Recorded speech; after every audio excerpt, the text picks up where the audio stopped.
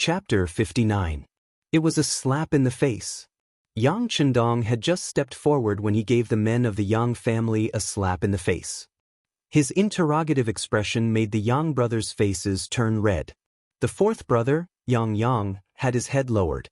Just yesterday, he was still doubting Yang Chendong for not being able to control seventh sister. But they had gone to beat Wang Go early in the morning, and had even given his outrageous mother, Lady Yen, a horsewhip. Yet nothing had happened to him until now. Yang Chendong had used his actions to show his determination to protect the rights of the Yang family. In contrast, as the fourth brother, not only did he not support him, he even doubted him. Now that he thought about it, it really made him blush with shame. Not only the fourth brother, but even the eldest brother, third brother, and fifth brother's faces were flushed red. They clearly knew that they were in the wrong in this matter and could not refute anything. However, only the second son, Yang Rang, said with an indifferent expression, "The six, you're wrong. Married women are like spilled water. Since they're already married, they're no longer part of the Yang family. What does it have to do with us whether their life is good or bad?" Nonsense. With a furious shout, Yang Chendong was really angry this time. His shout shocked the crowd. At the same time, they were also unable to comprehend his shout.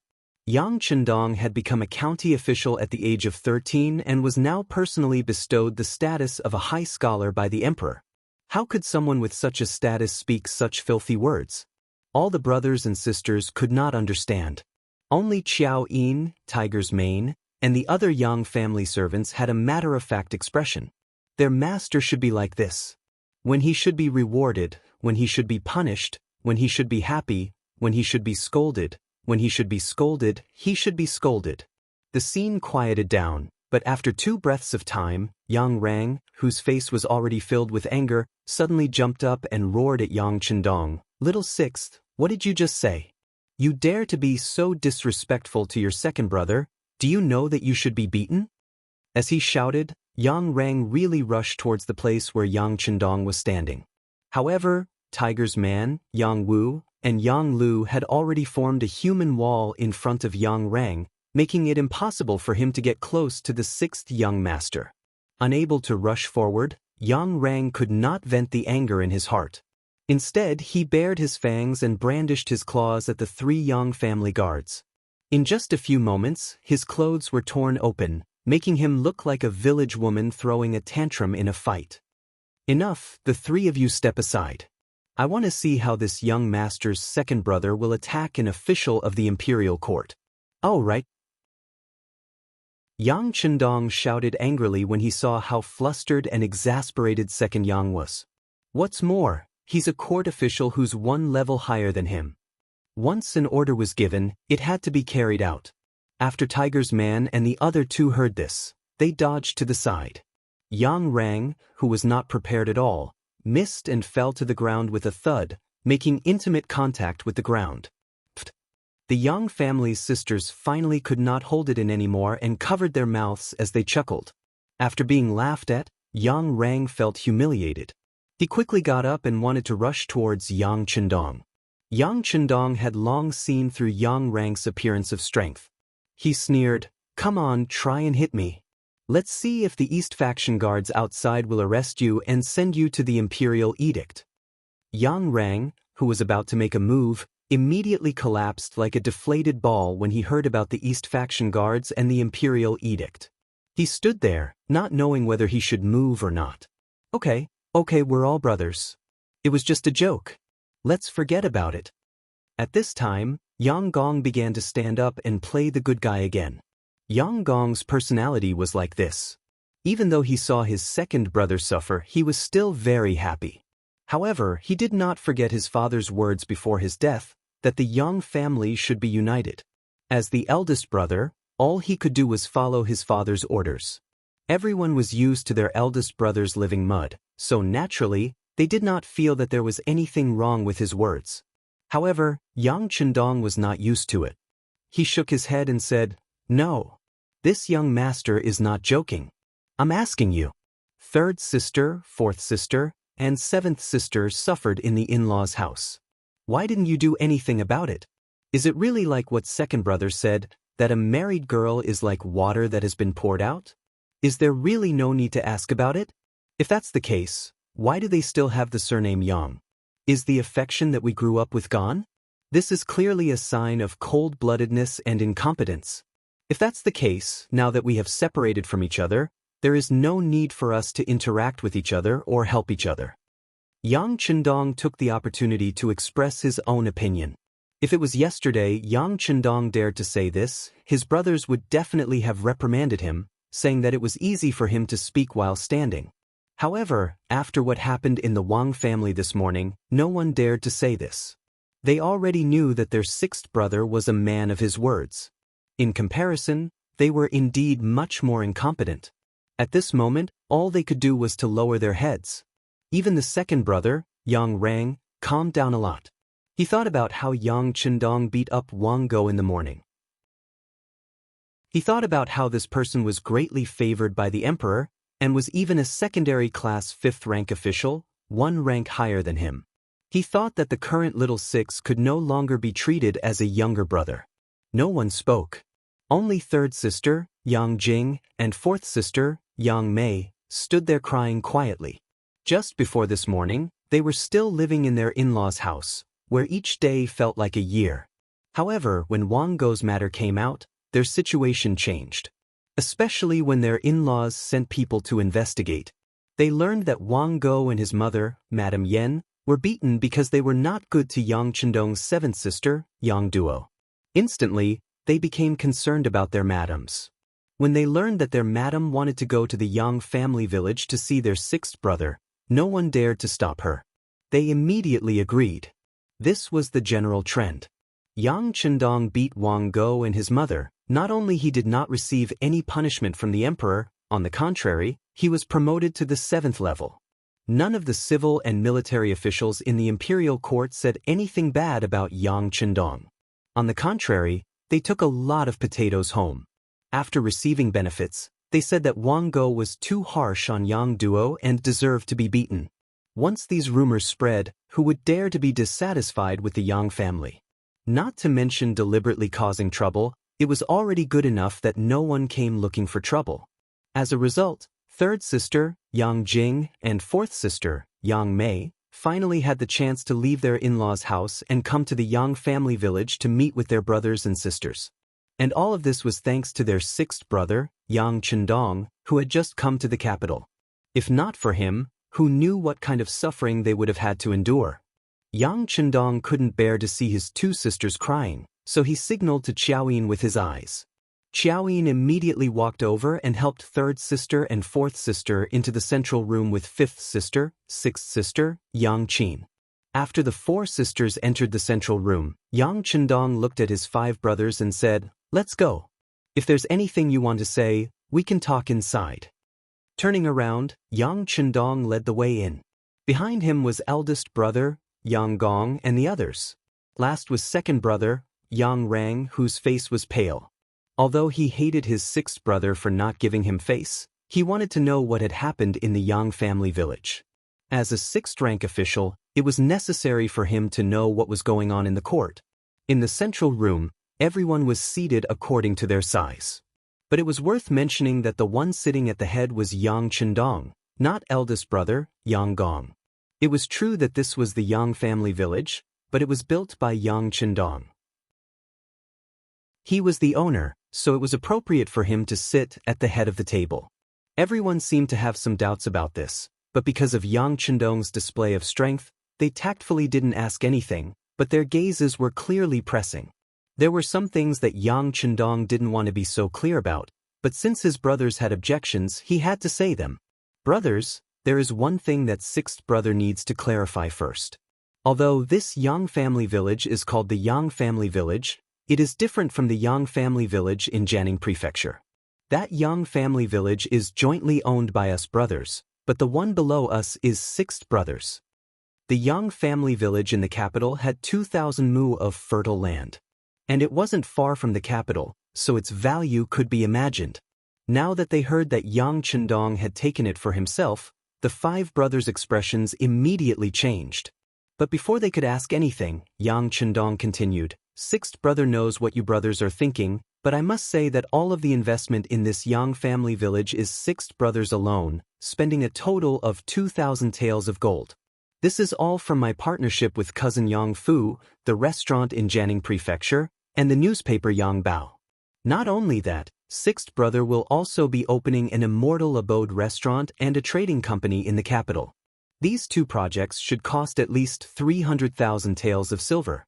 These matters have already been reported to His Majesty today, and eunuch Wang Zhen and cousin Yang Fu also have 10% of the shares. He wouldn't rest until his words shocked everyone to death. Yang Chendong laid out his plans for the future. Since they were interested in a mere Yang family village, if he didn't make things clear beforehand, all sorts of trouble would come knocking on his door in the future. As for eunuch Wang Zhen's shares, they probably wouldn't dare to casually reveal such a big matter. Originally, when Yang Chendong said that the Yang manor had nothing to do with the brothers, they wanted to object. They also wanted to ask where the money to buy the manor came from if it had nothing to do with them. But when they heard that Yang Chendong had invested 300,000 taels in a restaurant and a trading company, they were so frightened that they didn't know what to say. If he could take out 300,000 taels of silver so easily, then this little Yang family village really didn't count for much. Not to mention, he had such a close relationship with Wang Zhen. From the looks of it, anyone who wanted to cause trouble for him was courting death. Yang Chendong saw the expressions on his brothers' faces change again and again, and he couldn't help but feel a wave of satisfaction in his heart. He had purposely brought up Wang Zhen's name in order to frighten them, and it seemed that it had been quite effective. Chapter 60. The central room fell into silence because of Yang Chendong's words. After a long while, Yang Gong, the eldest brother, asked in an uncertain tone, "Can Yang Bao and a restaurant really make that much money?" Yang Chendong obviously wouldn't say that most of the money was stolen by Gao Xiong and the others from the sea. Thus, he could only nod. Every time Yang Bao publishes, the demand exceeds the supply. Naturally, it makes money. That's right. Wang Zhen also has 20% of the shares. Hearing that even Yang Bao had a share of Wang Zhen's shares, the brothers didn't ask any more questions. That was an existence they couldn't afford to offend. If they took a detour, they wouldn't be afraid of not being able to avoid it. Not to mention taking the initiative to provoke it. Seeing that everyone was silent, Yang Chendong continued, "As for Jiangning Mansion's Yang village, we'll still follow Mother's instructions when she left. The profits there will be divided into 6 parts, 1 for us 6 brothers. However, that village isn't very big, and the amount of money we can earn in a year is limited. It's not very possible to make a fortune from that. Since 6th brother already has the Yang village in the capital, we don't need the shares there. Let the 5 brothers divide it." Yang Chendong said magnanimously. After deducting all kinds of expenses, the annual profit of the Yang family manor in Jiangning Prefecture was only between 1,000 and 2,000 taels of silver. If the 5 brothers were to share it equally, each of them would only get 300 to 400 taels of silver. This amount of money was really not enough for him at the moment. After discussing the ownership of the village, Yang Chendong's gaze fell on the 4 sisters. The Yang village in Jiangning Mansion has nothing to do with you sisters. You rely on the dowry to survive in your in-laws' family. Without income, even a mountain of gold and silver will be emptied. This won't do." Shaking his head, Yang Chendong knew the importance of money.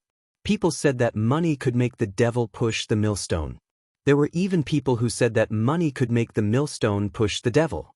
From this, it could be seen how important money was. The reason why the elder sister's status in their in-laws' family was declining day by day, other than the Yang family's weak power, it was also because they didn't have enough money. They were unable to establish their own power and consolidate their position. If he wanted to change it, it would be difficult to solve the problem by just beating him up. There might be a reason this time, but what about the next time? Yang Chendong couldn't guarantee that he wouldn't be held accountable every time he hit someone. Therefore, he thought of a way to solve the problem once and for all, and that was to pay. With enough money to rely on, no one would dare to look down on them anymore. 3rd elder sister, 4th elder sister, 5th elder sister and 6th elder sister. In the future, I'll give each of you a monthly allowance. I'll give each of you 1,000 taels of silver first. If you have any other urgent matters, feel free to tell me and I'll find a way to solve it. Also, it's the same for eldest sister and seventh sister. You can help me inform them later. Yang Chendong looked at the four sisters with a smile. Of course, if you feel that your life isn't going your way and want to leave your current in-laws, you can also say so. If others don't want to make the decision, I'll make the decision. If others don't want to care, I'll care. If necessary, I can even ask His Majesty to make the decision for you. When the time comes and you're divorced, you can find another one that suits your heart. It's not easy to find a three-legged toad, but there are plenty of two-legged men. Yang Chendong habitually said some of the language of the later generations. When he said this, the girls immediately burst into laughter. Then third elder sister, Yang Jing, who wasn't living well, pursed her lips and said, "Sixth younger brother is joking again. Third elder sister is now over 30 years old and has 2 children. How can she divorce and get married? There's nothing impossible about it. Everyone has the right to pursue their own happiness. There are men, there are women. In short, if you're not satisfied with your life, you can come find me. I'll make the decision for you." Yang Chendong shook his head. He really wanted to refute his third elder sister's way of thinking. He wanted to say that in his era, there were many women in their 40s and 50s who divorced. But in the end, he didn't say it. After all, it was better to tear down 10 temples than to tear down a single marriage. This was a way of thinking that had existed since ancient times and couldn't be changed in a short period of time. When he said this, his 4 sisters, including Qiao Yin, couldn't help but shed tears. In this era, it really wasn't easy to find a man who understood women so well. Especially Qiao Yin, who was proud of being able to follow by the 6th young master's side. The 4 sisters were very happy. They could get a monthly allowance of 1,000 taels of silver. With this money, they could do whatever they wanted in their in-laws' house. It was all their own money, so they could use it to uphold justice. They could also use it to rope in more people. Presumably, their future days would be filled with anticipation. In contrast, the 5 brothers' expressions were much more unsightly. How did this sound like something their 6th younger brother would say? Yang Chendong was clearly the eldest brother. Not only did he sound like the eldest brother, but Yang Chendong was also very strong-willed. When it came to money, the 5 of them added together couldn't even compare to his pinky finger. Ever since their parents passed away, their source of income had practically been cut off. Apart from a few hundred taels of silver from the Yang clan manor in the Yang clan's old residence, the rest was their official salary. Of course, it wasn't a problem for a small family to have that money. But for the 5 brothers, which one of them didn't have a wife and concubines? There were dozens of people in the family, so how could they use the money? Comparing official positions? Yesterday, they could use this to suppress Yang Chendong. But now, the other party was a minor 5th-rank official, while the best among them was a major 6th-rank official. They still couldn't suppress him. Like this, what else could they use to talk to their 6th younger brother? Unable to make sense of things, they immediately felt bored and uninterested. Take 2nd brother Yang Rang for example. At this moment, he wanted to get up and leave. But if not for the fact that he still hadn't figured out the reason for the change in the Yang clan manor and why there were so many East faction guards outside, he would have already gotten up and left. Little 6th younger brother, what's going on today? Even the emperor came to the Yang clan manor, and so many civil and military officials? Yang Rang saw that if he didn't ask, Yang Chendong wouldn't tell him. So he couldn't help but ask. Nothing big. This wasn't a secret, and he believed that it would soon spread to all the streets of the capital. Since that was the case, it didn't matter to tell his brothers. Immediately, Yang Chendong roughly told them the whole story. When he said that the potatoes they planted could produce more than 20 dan per mu, the 5 brothers were shocked again. At this moment, they finally understood why their 6th younger brother suddenly turned over a new leaf. He was promoted and had nothing to do with an official position. They finally understood what was going on. Yang Rang felt that there was no need to stay. Why did he feel that staying would be a slap in the face? So he got up and said goodbye.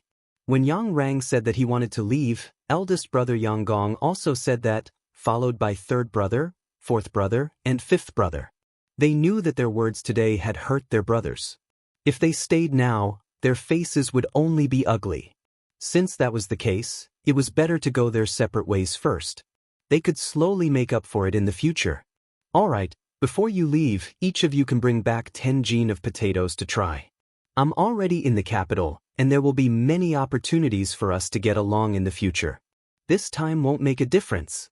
Right, fourth brother? Stay. I have something to discuss with you. Being called out, fourth brother Yang was stunned at first. Then he said happily, okay, I don't have anything to do when I go back, so I'll stay here and disturb sixth brother. The other eldest brother, second brother, third brother, and fifth brother looked at fourth brother Yang enviously. Then, led by Tiger's Mane and the others, they took the potatoes and left the manor. Fourth brother Yang asked excitedly and curiously, sixth brother, why are you looking for fourth brother? It's like this. After dinner tonight, take me to the red light district in the capital to take a look. Yang Chendong said casually. The red light district. It referred to the red light district. It was usually a place where people sought pleasure. In other words, it was a brothel. Of course, there were also high-class places in the red light district. Those places sold their skills and not their bodies. They were specially provided for talented women to live there. For example, Chen Yuan in the late Ming dynasty was a courtesan. She was once a courtesan. The reason why he kept fourth brother was because he knew that this brother of his was a hedonistic son. He was an official and did not have a proper job. Furthermore, he was a man in the prime of his life. He should be familiar with such places. As expected, when fourth brother Yang heard that he wanted to take a look at the red light district, he immediately revealed an understanding look. Then he smiled slyly. That's right. Sixth brother is already 18 years old. You're probably still a virgin. You should go and take a look. Yang Chendong did not know what to say to fourth brother's explicit words. He could only shake his head and ignore him. Instead, he ran over to talk to his sisters. The four sisters had also heard the conversation between Yang Chendong and fourth brother Yang. When they saw the sixth young master running over, they naturally smiled. Xiao Yin stood to the side with a face full of resentment. She seemed to be saying that if the young master needed anything, he should have just come to her. Why did he have to go to such a place? That would not have a good reputation. Looking at everyone's eyes, he knew that they had misunderstood him. Yang Chendong had no choice but to spread out his hands and explain, Sisters, sixth brother is not that bad. This time, I have a purpose. You know that I want to build a restaurant. How can a big restaurant not have singing and dancing? I'm going to look for talents. So it's like that, Yang Chendong said with a deadpan expression. Putting aside whether or not the sisters really believed him, Xiao Yin was the first to believe him. Xiao Yin was the first person to believe him, because if the young master really needed help, he would definitely look for her and not go to the red light district to cause trouble. After explaining, Yang Chendong did not mention this matter again. Instead, he asked the sisters about some anecdotes in the capital. Because Yang Chendong had helped them vent their anger and even gave them money, the four elder sisters felt that their relationship with each other had become closer in an instant. This time, there was really nothing that they didn't talk about. As their relationship grew closer, Yang Chendong suddenly had an idea. He had Xiao Yin go to the warehouse in the rear courtyard and take out some women's bras, panties, and kipeos for the sisters to change into. Chapter 61. During the Ming Dynasty, the ancient customs were not extremely strict. At least, they did not issue a no-exposure order like the Tangaozong. They also liked to wear skirts, and there were many patterns, such as the moonlight skirt, phoenix tail skirt, acacia skirt, and pleated skirt, made of whole satin. This kind of skirt was flat in the front and had decorative lace around it. The inside was filled with colorful embroidery patterns, and the left and right sides had fine pleats. The most was 150 to 160 pleats. However, they were still not used to clothes like the qipao that exposed the calves.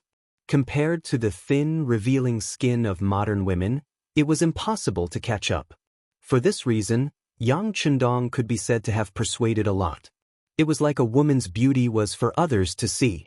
Women were magical creatures in the hands of the Creator, and beauty was their nature. Since that was the case, why not find a way to show it? Wrap it up every day and admire yourself? A woman's true youth was only so many years, and it would pass in a blink of an eye. If they did not cherish it, they would be letting themselves down. Moreover, such a qipao could show a woman's perfect figure. Women who wore qipao generally had to be dignified. They had to stand straight, stick out their chest, and tuck in their stomach. They had to walk steadily, as if they were strolling in the courtyard. When they sat, they had to be upright and not hunched. After a long time, they would all become young ladies of noble families. The advantage was that it could also improve one's personality. Wearing an elegant and beautiful qipao, a woman's heart would be affected, and she would become more demure, elegant, and feminine. Women who were in a hurry or who did not stand properly with forelegs were not suitable to wear a qipao. Wearing a qipao could also show that they had good nutrition. This was because women who wore qipao needed to have lustrous skin, white with rosy skin, a voluptuous and graceful figure, and delicate skin. Wearing a qipao like this, the clothes fit perfectly and were flawless. If one was sallow and skinny, they would not be able to wear a qipao no matter how good it was. At the same time, the rate of turning heads was high. A gentleman was used for those who understood him, and a woman was dressed up for those who liked her. Wearing a qipao would naturally attract countless eyes of the opposite sex. Who knew, it might even be a marriage decision. In short, the qipao was the clothes that could show the curvaceous beauty of Eastern women. After saying so much, the four sisters were somewhat moved, but no one tried it first. In the end, Yang Chendong had no choice but to use his trump card. She said that this was a tool to make money, and in the end, it would be paraded throughout the capital. If the four big sisters refused to wear it, how would others know of its benefits? If they couldn't sell it, wouldn't they suffer a loss? How would they be able to pay their monthly allowance? Of course, Yang Hodong just wanted to use this opportunity to help his four sisters regain their confidence. If he really wanted to promote it, he could get other open-minded women to wear it. It wouldn't be difficult to get a model team. That way, the effect would be better. Not to mention, once the immortal abode caught fire, the qipao would catch fire as well. He was extremely confident about this. Sure enough, when it came to money, the four sisters finally made up their minds. Sixth brother had helped them so much, if he was not even willing to pay this small price, it would be too unreasonable. Thus, the four sisters, including Xiao Yin, entered the fitting room with red faces and changed into qipaos. Yang Chendong and fourth brother Yang Yang sat in the main hall, sipping tea as they waited to be the first audience. After the time it took for 2 incense sticks to burn, the 5 women finally appeared in the main hall. When they walked out because it was their first time wearing it, they were naturally a little embarrassed, even a little bashful. However, they didn't know that this made them look even more charming. At least, that was how Yang Chendong saw it.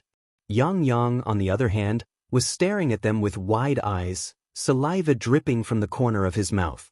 It was hard to tell if it was tea leaves or something else. In any case, after the 5 women changed into qipaos, their auras completely changed. They gave off a completely different feeling, as if they were fairies that had descended to the mortal world. Sixth brother, there should be more of these things, right? Give me a few. I'll have your sisters-in-law wear them when we get home. They'll definitely be beautiful. Yang Yang, who reacted, didn't bother to wipe the saliva dripping from the corner of his mouth. He grabbed Yang Chendong's arm and said anxiously. Yang Chendong, who was being grabbed, hurriedly nodded. Okay, I'll give one to each sister-in-law as a greeting gift. Only then did Yang Yang stop, satisfied. The 4 sisters also had a shy look on their faces. When they wore the qipaos, it gave them a feeling as if they had returned to their youth, so beautiful and bright. Of course, whether or not they had truly returned to their youth was another matter. At least in terms of mentality, they had returned to their youth. For a moment, the 5 women were unwilling to take off their qipaos. Moreover, their faces were bright and full of smiles. It was unknown how long it had been since such a smile had appeared on their faces. Like the four sisters, Hu Yen also had a smile on her face. Grandfather and father returned to the mansion at noon and were all smiling. Then, the housekeeper came to inform them that the whole family was having a meal tonight. A meal gathering. This kind of thing was common in large clans, but there were basically rules and regulations. For example, it would only appear during major festivals and happy events such as the New Year. But today was not the New Year, nor was it a festival, but they were having a meal together.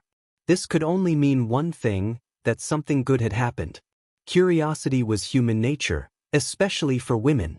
Hu Yen asked little Qing to inquire about it and gave half a tael of silver. The same was true for large families.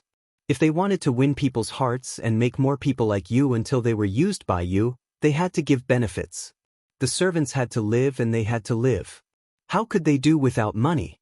With half a tael of silver, he quickly found out the whole story from one of Hu Zhongning's personal attendants. It turned out that what Hu Zhongning did today made the emperor happy, and he was rewarded with a spring-embroidered saber. This saber was not an imperial sword, but it still showed how much the emperor valued Hu Zhongning. With a good impression, it would be natural for Hu Zhongning to be promoted in the future. And the reason for the saber was naturally related to Yang Chendong. When the maid Little Qing said that it was all because the sixth young master of the Yang clan had sounded the drum, Miss Hu Yen realized that the talent she had been hiding in her heart had actually arrived in the capital.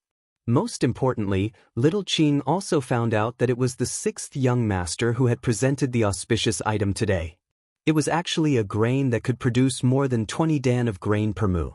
This could solve the problem of the common people's stomachs. On the spot, he was conferred the title of the Crown Prince's Chamberlain, a minor fifth-rank official.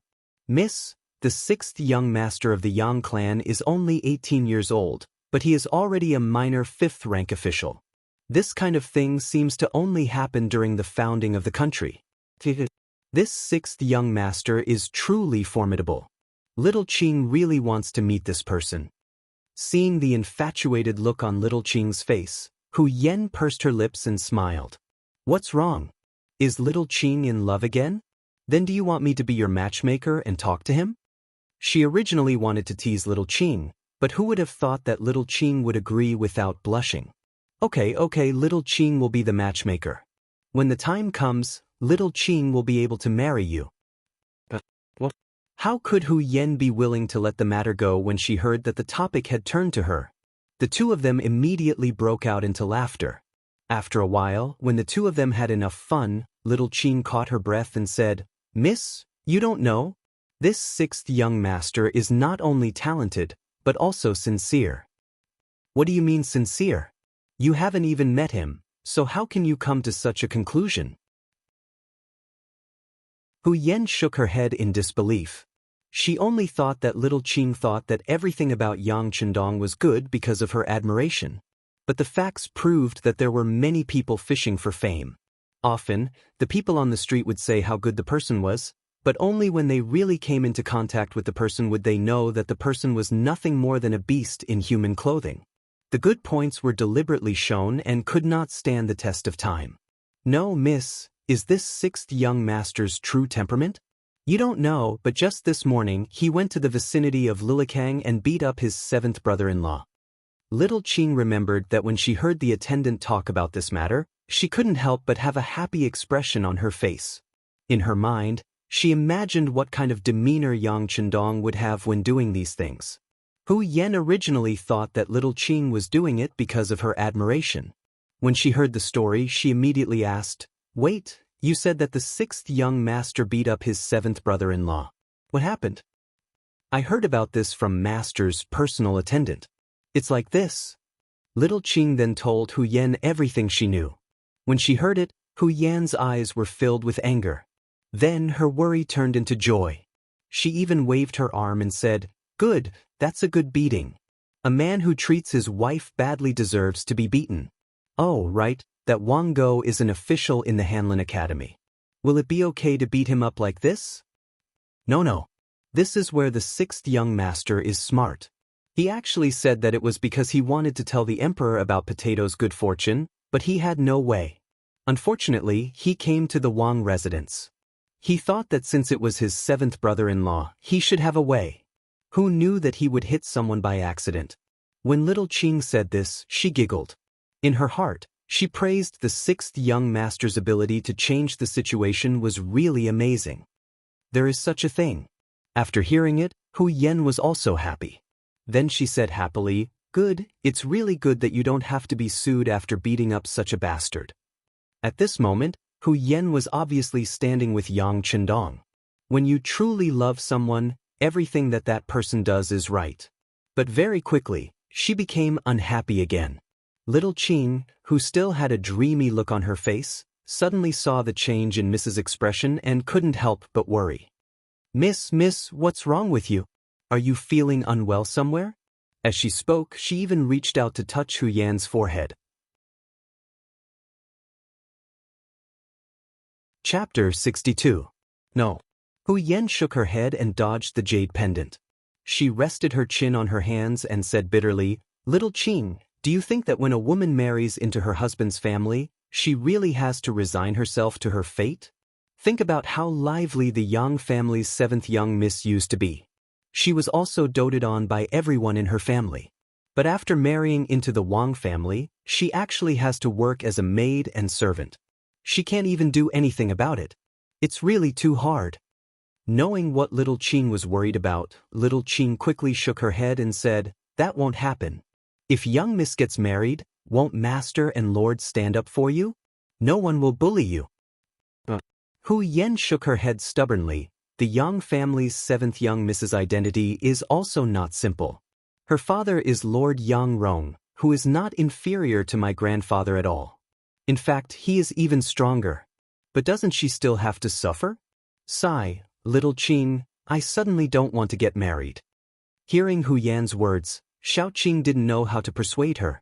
She sat down with her hands on her cheeks and looked out the window. Women are destined to marry, and they have to give birth to children for those men. This is our fate. But life is also divided into good and bad. If you really marry someone like Wang Go, then wouldn't your life be ruined? Wouldn't it be better not to marry and be a young lady for the rest of your life? Hu Yan shook her head. This matter had a great impact on her heart. It actually gave birth to a kind of premarital phobia that modern people had. Seeing that Hu Yan was really disheartened, little Qing was afraid.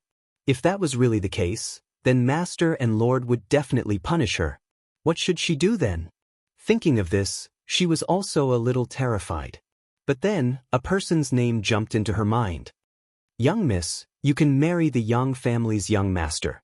You see, for his sister's matter, he did not hesitate to break the law and beat someone to seek justice. This kind of man should be trustworthy. Marry the Yang family's sixth young master? Is he really worth entrusting your life to? At this moment, Hu Yen began to seriously consider this question. Red Light Street. It was located in the outer city of the capital, near the Chongwen Gate. At night, this place was brightly lit, and countless high officials and wealthy merchants could be seen here. The Ming dynasty had rules that forbade civil and military officials from sleeping at night or going to prostitutes. Every official who slept in a brothel would be flogged 60 times. The matchmaker would be reduced by 1 level, which meant that he would have to be flogged 60 times. Even the person who introduced him would have to be flogged. The sons and grandsons of officials were also punished with 60 strokes of the plank. There was once a commander of Guangdong's Hainan Guard who came to the capital to stay there and prostitute. Shiju, Bangshi Weiyuan Guard. It meant that the people with military positions were not allowed to sleep, prostitute, or marry the musicians of the musical house. Otherwise, they would be transferred to other guard stations. However, even if it was a punishment, he would still receive his salary. There was a song about a woman who did not know the sorrow of her country's destruction. She sang the flowers of the backyard across the river. Du Mu's 2 lines of poetry nailed the singers, including the prostitutes, onto the pillar of shame, as if they were born cheap. However, this was just a theory of femme fatale. Who did Shang Nu sing for? Wasn't it all for the meat-eaters who shouldered the rise and fall of the country? If there wasn't anything they wanted to hear, Would the singers be so bored as to sing to the water? Sing to the trees?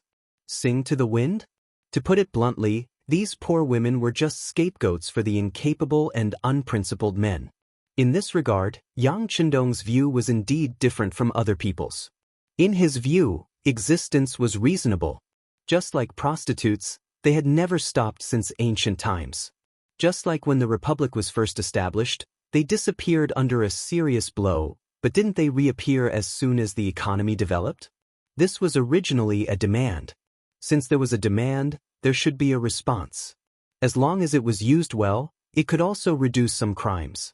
Of course, it should be regulated, such as paying taxes, having regular physical examinations to ensure safety, and so on. Of course, with Yang Chendong's current status, it was impossible for him to bring up these things. That would be looking for trouble. The red light district was different from the ordinary willow alleys. The legal control here was much weaker. Most of the people here had skills, and most of them sold their skills instead of their bodies. Unless they really liked each other, it was another matter. Because of this, there was no need to be so afraid of officials appearing here.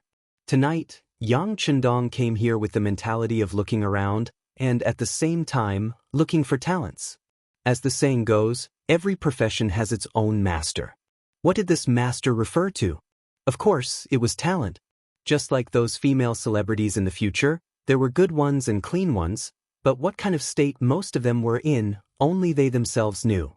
In fact, deep down, they didn't want to become that kind of person, but in the big picture, what could they do? If they weren't taken, there was no show to take. In this way, everyone else was popular like this, and the successors didn't matter. But it was undeniable that no matter how they became popular, they had a certain level of ability and could be considered talents. On the way here from the Yang family village, Yang Chendong had already heard from his fourth brother that there were two very famous courtesans in the red light district. They were famous for their skills and were the guests of many distinguished people. Most importantly, they really sold their skills instead of their bodies. To be able to persist in this kind of environment made Yang Chendong admire them very much. The first place he came today was called Jiao Yifang.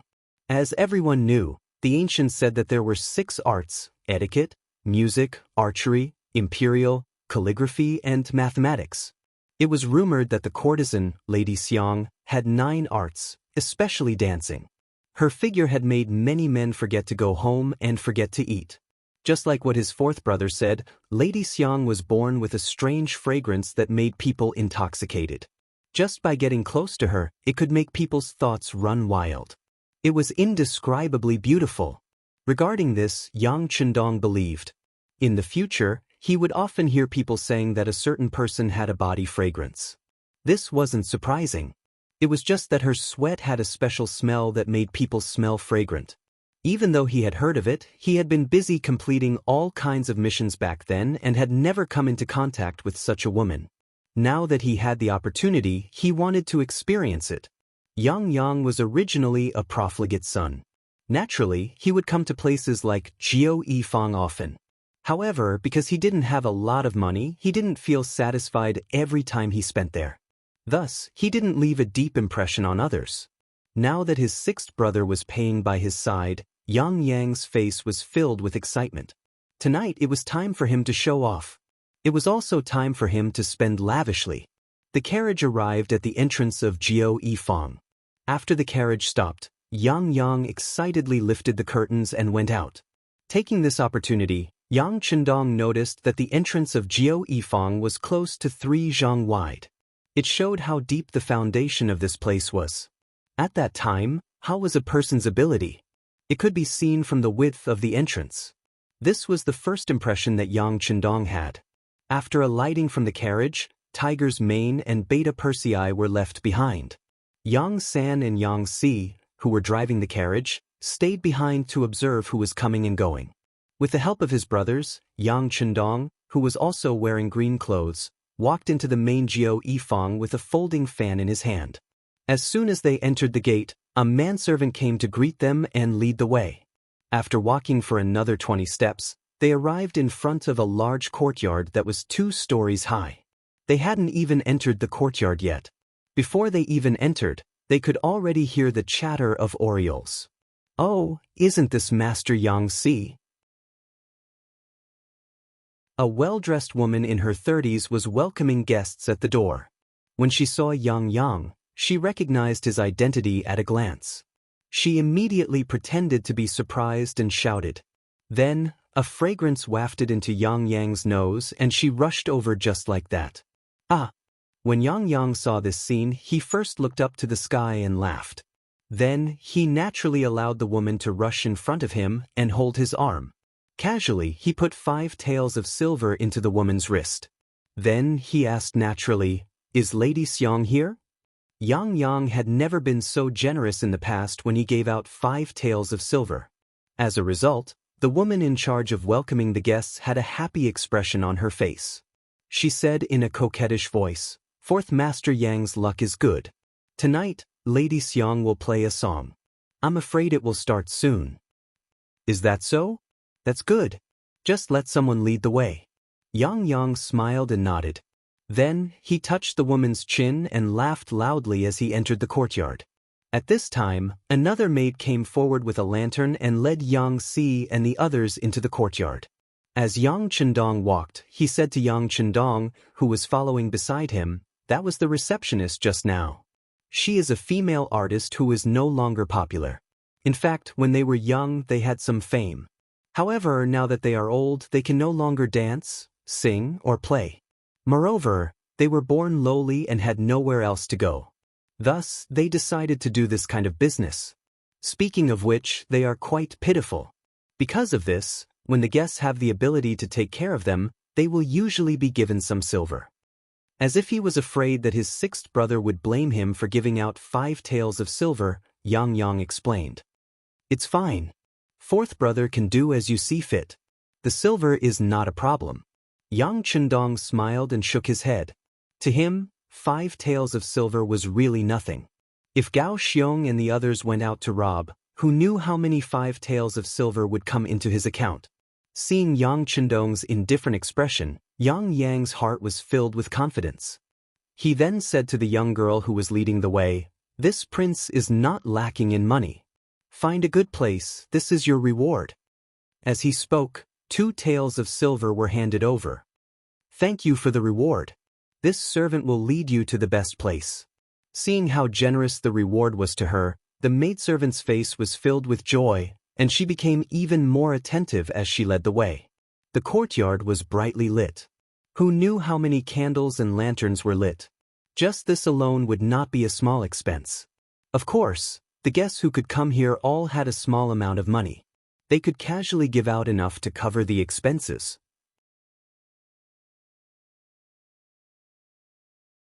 Chapter 63. While he was still looking around, Yang Chendong was led to a square table. There were some fruits and tea placed on the table, and the location was close to the stage, where the performers were performing. Although it wasn't the closest, it was still not bad. Yang naturally sat down there, and then his gaze began to wander. He accidentally saw a few familiar faces, and waved his hand to greet them. Seeing Yang's obviously flaunting expression, Yang Chendong helplessly shook his head. "4th brother, what are you doing?" "Greeting acquaintances." "Sigh, 6th brother, you don't know, but I rarely get to sit in such a position. To be able to sit here, just the table fee is 20 silver taels." Yang explained, and said with some heartache. "It seems to be worth it." Yang Chendong also looked around. Looking at the environment, he nodded with satisfaction.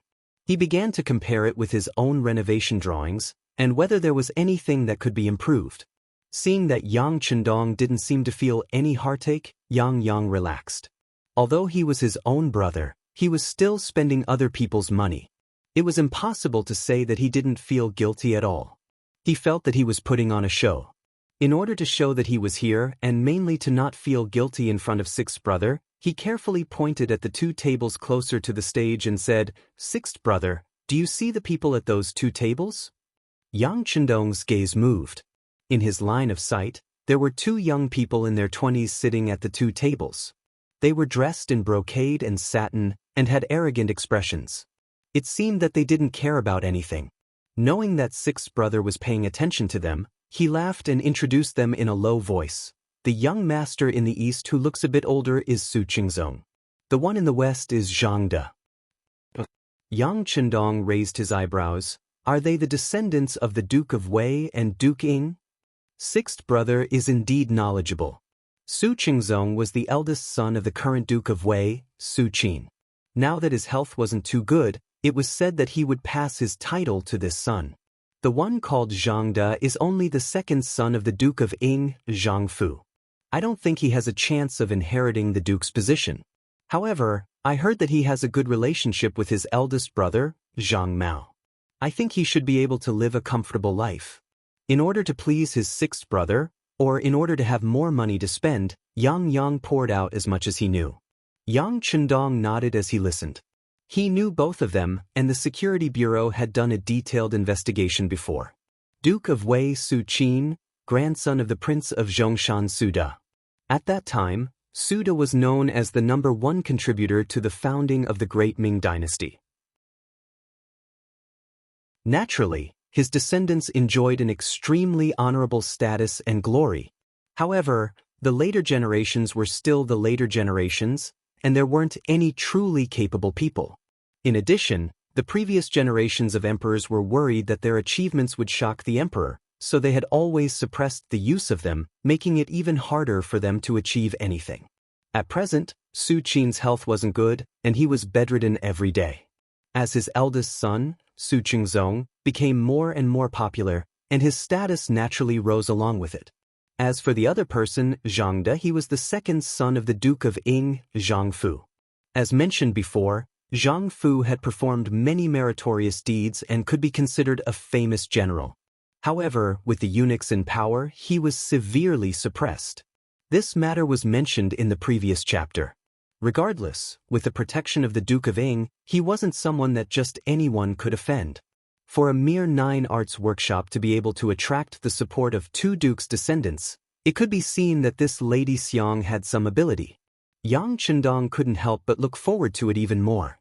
Yang Chendong sat on the chair calmly and took a sip of tea from time to time. Yang Chendong was enjoying himself here.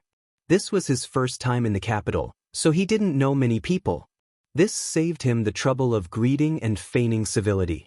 Time slowly passed, and the hall grew more and more lively. More and more people were led to the tables by the maids, and slowly, the temperature in the hall began to rise. The odor of sweat began to fill the air, causing Yang Chendong to wrinkle his nose and shake his head. The ventilation here wasn't very good, so the odor couldn't quickly disperse. Just this point alone made it seem rather inferior. This wasn't like the immortal abode he was opening. Not only did it have transparent windows, it also had a layer of screen outside. In this way, it could ensure that the air was not only ventilated, but also that mosquitoes couldn't get in. This was a truly refreshing place. While they were waiting, or perhaps they were suffering, the number of seats in the hall had reached more than 70%. With a series of light footsteps, 2 young girls who could be considered decent walked onto the stage, each holding a pipa. Yang had been observing Yang Chendong this entire time, ready to give an explanation at a moment's notice. Seeing the 2 girls walk up, he leaned over and said, "Fourth brother, these 2 are here to warm up the scene. They aren't the main characters." Yang Chendong nodded. In his previous life, this was also how the theaters operated. The warm-up would appear first, and the main characters would only appear for the finale. With the appearance of the 2 warm-up girls, the hall became much quieter. The 2 girls bowed, and then the 2 girls holding the pipas slowly opened their cherry mouths and began to sing. Red dragonflies fly on the branches of the green poplar. When the spiders see him, they spread their webs, gazing at him with infatuation. "Spiders, don't look at me. I advise you not to think too much about this trap. Even if you exhaust your mind, it's just that your webs won't catch up." The style of the song was very slow, and it often took half a day to sing a single line. It was very similar to the Kuan opera of his previous life. This was also a famous song with dragonflies at that time. Some people even nodded and shook their heads in appreciation, as if they were reciting the 4 books and 5 classics. But regardless of what others thought, Yang Chendong looked as if he was about to fall asleep. He was obviously used to the pop music of his previous life, and he really couldn't appreciate the song in front of him. The song lasted for nearly an hour. Under someone's praise, Yang Chendong, who was about to fall asleep, was awakened. When he raised his head, the two girls had already bowed and left. In their place was a beautiful woman in her 30s. From Yang Chendong's position, he could see a trace of melancholy in the corner of the woman's eyes. He guessed that it must be a kind of accumulation of life. It was impossible to say that she didn't have any grievances after spending so many years in the entertainment industry. On the contrary, all kinds of people had to be welcomed with a smile, and all kinds of people could make you unhappy. But since she was doing business, she could only welcome them with a smile. After a long time, this melancholy naturally merged with her soul. Fourth brother, this person is the head procuress here, Chuina. She was very beautiful when she was young, and even now, there are many people pursuing her. But all this time, she has been clean and has never had an affair with any man. Later on, she was chosen by the owner to manage this 9 arts hall. Speaking of which, she's not an easy woman. Yang, who was at the side, had a chance to show off, so how could he be polite? He envied his elder sister and younger sister in his heart. They could actually get a monthly salary of 1,000 taels from his 6th brother, but as his brother, he didn't get anything. This made him feel that it was unfair, and at the same time, he also had an idea. That was to curry favor with his 6th brother and get more money. At the very least, he had to get close to his elder sister and younger sister and get the money first. As for whether his 4th brother would be looked down upon by others if he tried to curry favor with his 6th brother, he didn't care. The world was big, but money was the biggest, wasn't it? Also, Cui Na has already come on stage, which means that Lady Xiang is about to come on stage. She came on stage to ask for a reward. This is also called asking for a reward. In a while, whoever gives more money may be favored by Lady Xiang.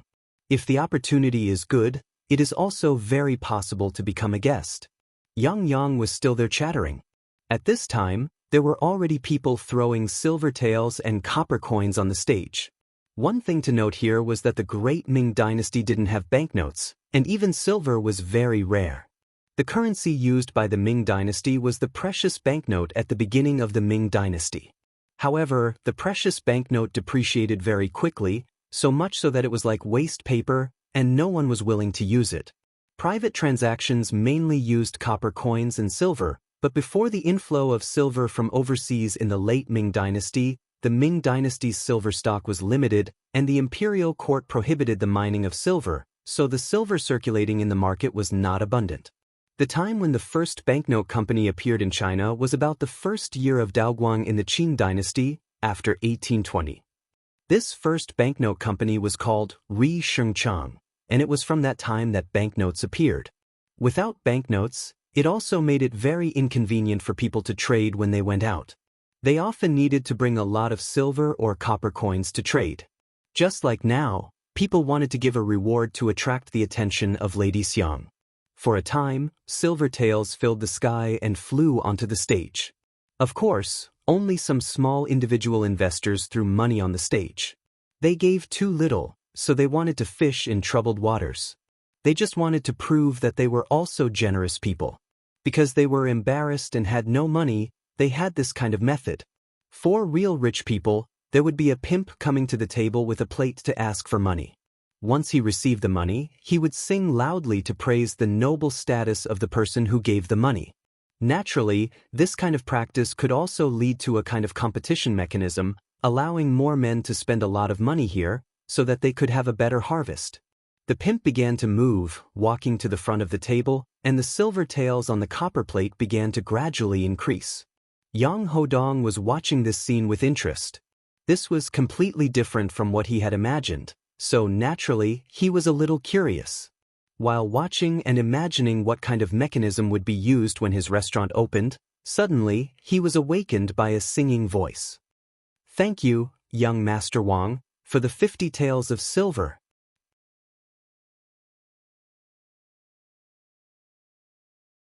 Chapter 64. Following the voice, Yang Chendong turned his head and saw a seemingly elegant young man smiling as he placed 5 taels of silver on a copper plate. His gaze drifted around as if he was showing off his height, wealth, and handsomeness to others. Sixth brother, only those who tip over 50 taels of silver will be praised and remembered by Lady Xiang. How much should we tip?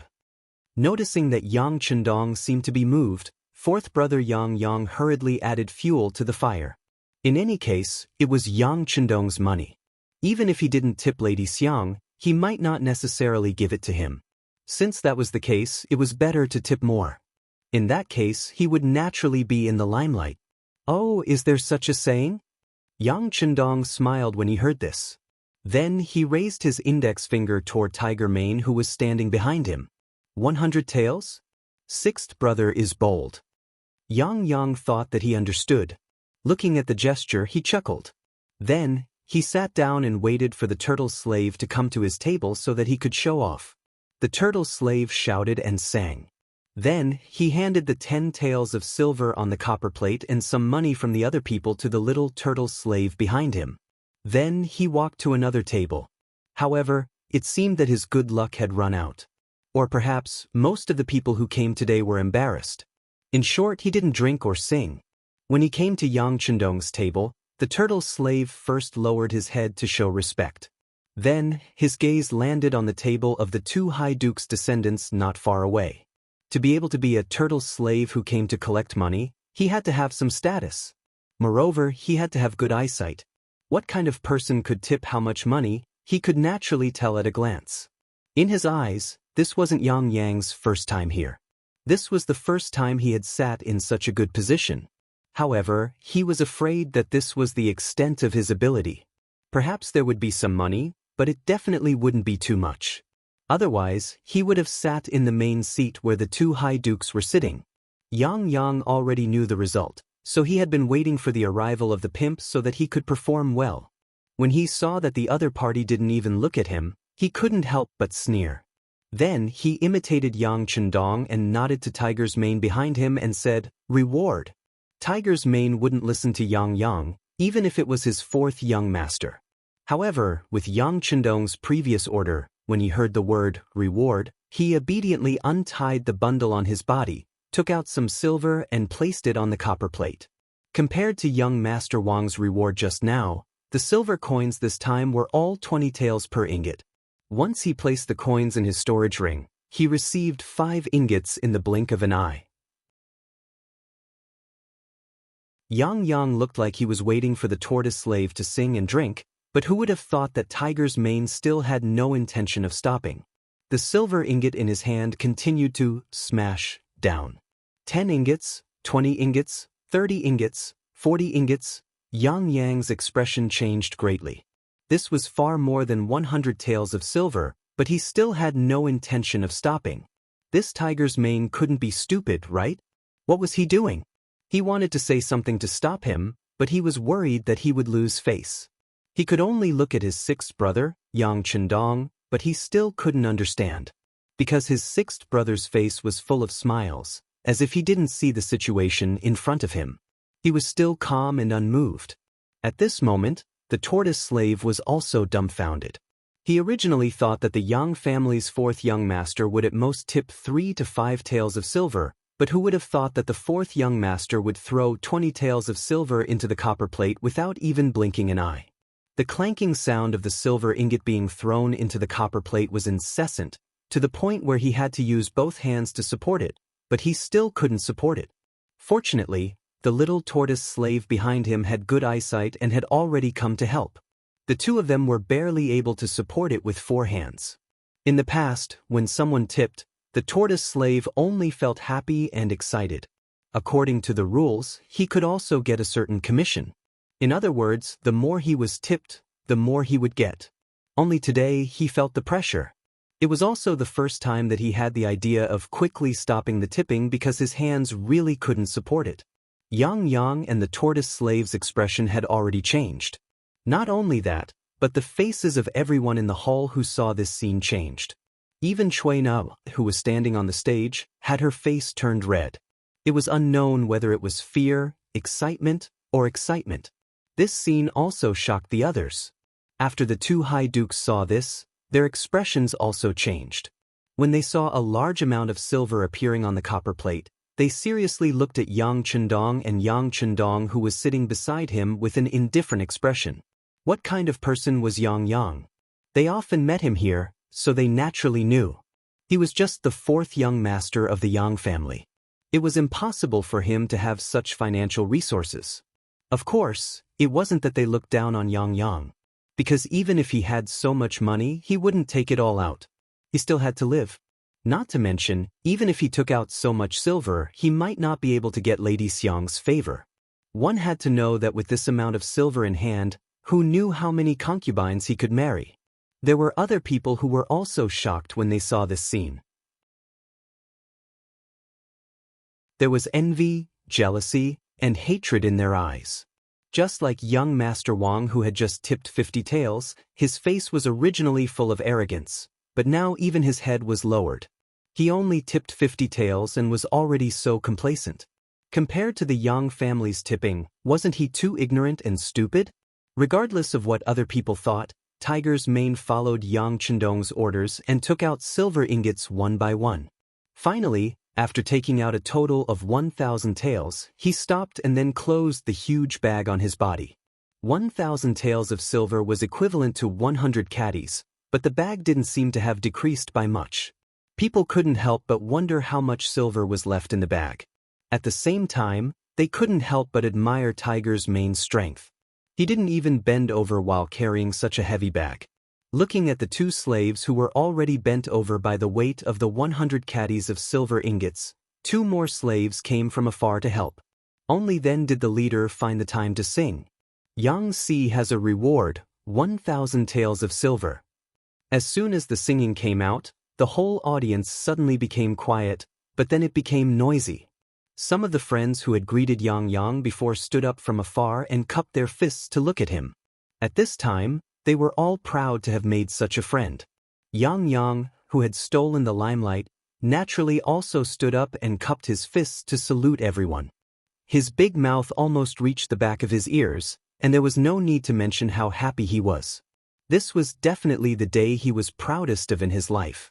At this moment, he felt as if he had reached the peak of his life, and his status seemed to have been raised by a lot. But what he didn't know was that those who were smart didn't even look at him, but at Yang Chendong, who was sitting at the side. There were even smarter people who had already guessed the identity of this person. The tortoise lowered its head so low that it almost reached its waist. Then, it bent its head and bowed. It wasn't that there were no people who had tipped 1,000 taels of silver in the past, but they could be counted with one hand. Moreover, the last time was a long time ago. At least, this was the first time he had been tipped as a slave. One could imagine how excited he was. When he thought of the commission he could get, he was so happy that he couldn't close his mouth. Turtle's Mane finally left and went to another table. But with Yang, an unpolished jade, in front of everyone, it was naturally difficult for other people's rewards to enter the eyes of others. Even if Su Qingzong and Zhang De each tipped 100 taels of silver, why did they feel that the slaves were so weak when they were singing? After the tipping session, the head of the house, the brothel keeper Cui Na-er, bowed again and then slowly retreated. She was replaced by a young girl wearing a red muslin dress, who walked on the stage with 4 maids with the same appearance. It was Miss Xiang. She didn't do anything, but as soon as she appeared, she immediately attracted the loud cheers of everyone in the hall. Yang Chendong looked up. She was wearing a rose-scented tight robe with sleeves and an emerald green skirt with scattered flowers. Her waist was tied into a big bow with golden silk soft smoke gauze. Her hair was hanging low and was inserted with a jasper phoenix hairpin. Her slender figure was seductive and charming. The first impression she gave to the 6th young master was that she was gorgeous. This kind of person was described by the phrase, gorgeous and indescribable. She was very similar to the young Hong Kong actress Guan Zhilin, who gave people a sense of seduction, eroticism, and temperament. When Yang Chendong looked at her, Miss Xiang also looked at him. At that moment, their eyes met. At this moment, the 6th young master felt that his heart seemed to beat a few more times. 6th brother, she's looking at me. She's looking at me. This beautiful feeling was quickly disrupted by fourth brother Yang Chendong. He looked like a pig, and his saliva was about to flow out. He kept pulling Yang Chendong's sleeve and kept repeating it. Yang Chendong's thoughts instantly returned to normal. Then, the corners of his mouth curled into a faint smile. He already knew that Miss Xiang was powerful. She could easily seduce people's souls. Often, with just a look, she could make a man lose control of himself.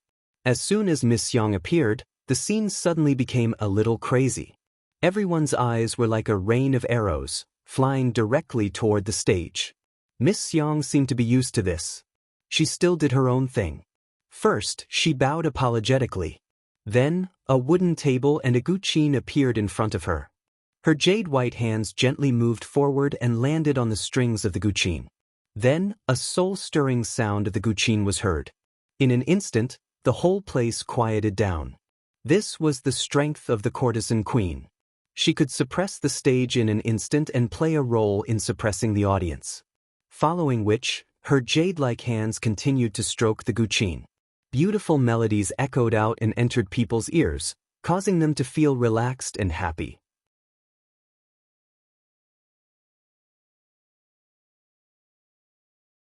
Chapter 65. As her jade-like hands gently plucked the strings, her slender fingers quickly played on the strings. The sound of the zither was sharp and high-spirited, but not abrupt. It was like countless fierce horses galloping fiercely. Yang Chendong was also moved by this beautiful music. At this moment, the sound of the zither in his ears was both high and low. It was deep, gentle, and passionate. Just as the sixth young master was immersed in it, the sound of the zither suddenly changed and turned into a charming tenderness. Lady Xiang finally opened her mouth and slowly said, "Make an appointment with your lover. Agree to finish the renovation of the peony platform and peony field when the flower blooms. Wait for the flower to germinate and deliver it. It's almost the Qingming festival, and the head of the flower is not growing. Thinking of last year's flower, is about to bloom. Why is it so late this year?" This was a very famous song in the Ming Dynasty, Blooming Flowers. It talked about the love between a man and a woman, and it was even very explicit. As the spectators who were extremely familiar with these songs, they naturally heard everything and nodded their heads incessantly. However, in Yang Chendong's ears, it really made him feel uncomfortable. In addition to the different appreciation of the world, Yang Chendong still thought that such a song was misleading the children by letting a beauty like Lady Xiang sing it. It was like a great singer who sang bel canto. If you made him sing a children's song, how could it give people a good feeling? Yang Chendong naturally shook his head in displeasure. Even Yang, who was beside him, did not notice this scene. Perhaps he was immersed in the beautiful voice of his wife, but there was one person who saw it clearly. It was young Master Wang, who was not far from the table. Young Master Wang naturally had a name. Wang Si, also known as Yitzi, was an editor of the Hanlin Academy, a 7th grade official position. Of course, these were not important. He had a more important identity, which was the eldest grandson of Wang Ji, the minister of the Ministry of Personnel. His grandfather was the heavenly official of the Ministry of Personnel, so one could imagine how bright Wang Si's future would be. Just now, he had been humiliated by Yang. Although he was not a vengeful person, it would be great if he had a chance to get back at Yang. When he was listening to the music just now, he inadvertently glanced at Yang's table.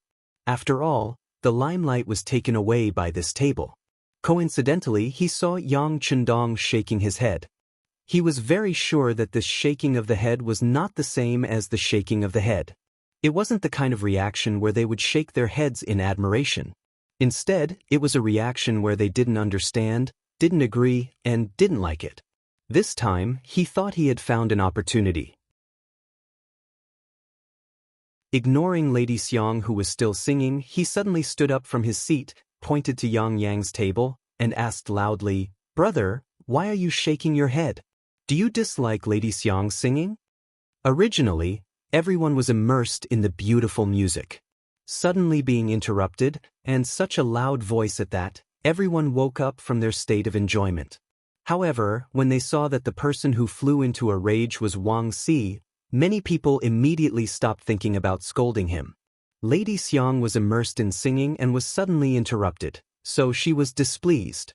However, when she saw that it was Wang Si, she knew that she couldn't afford to offend him.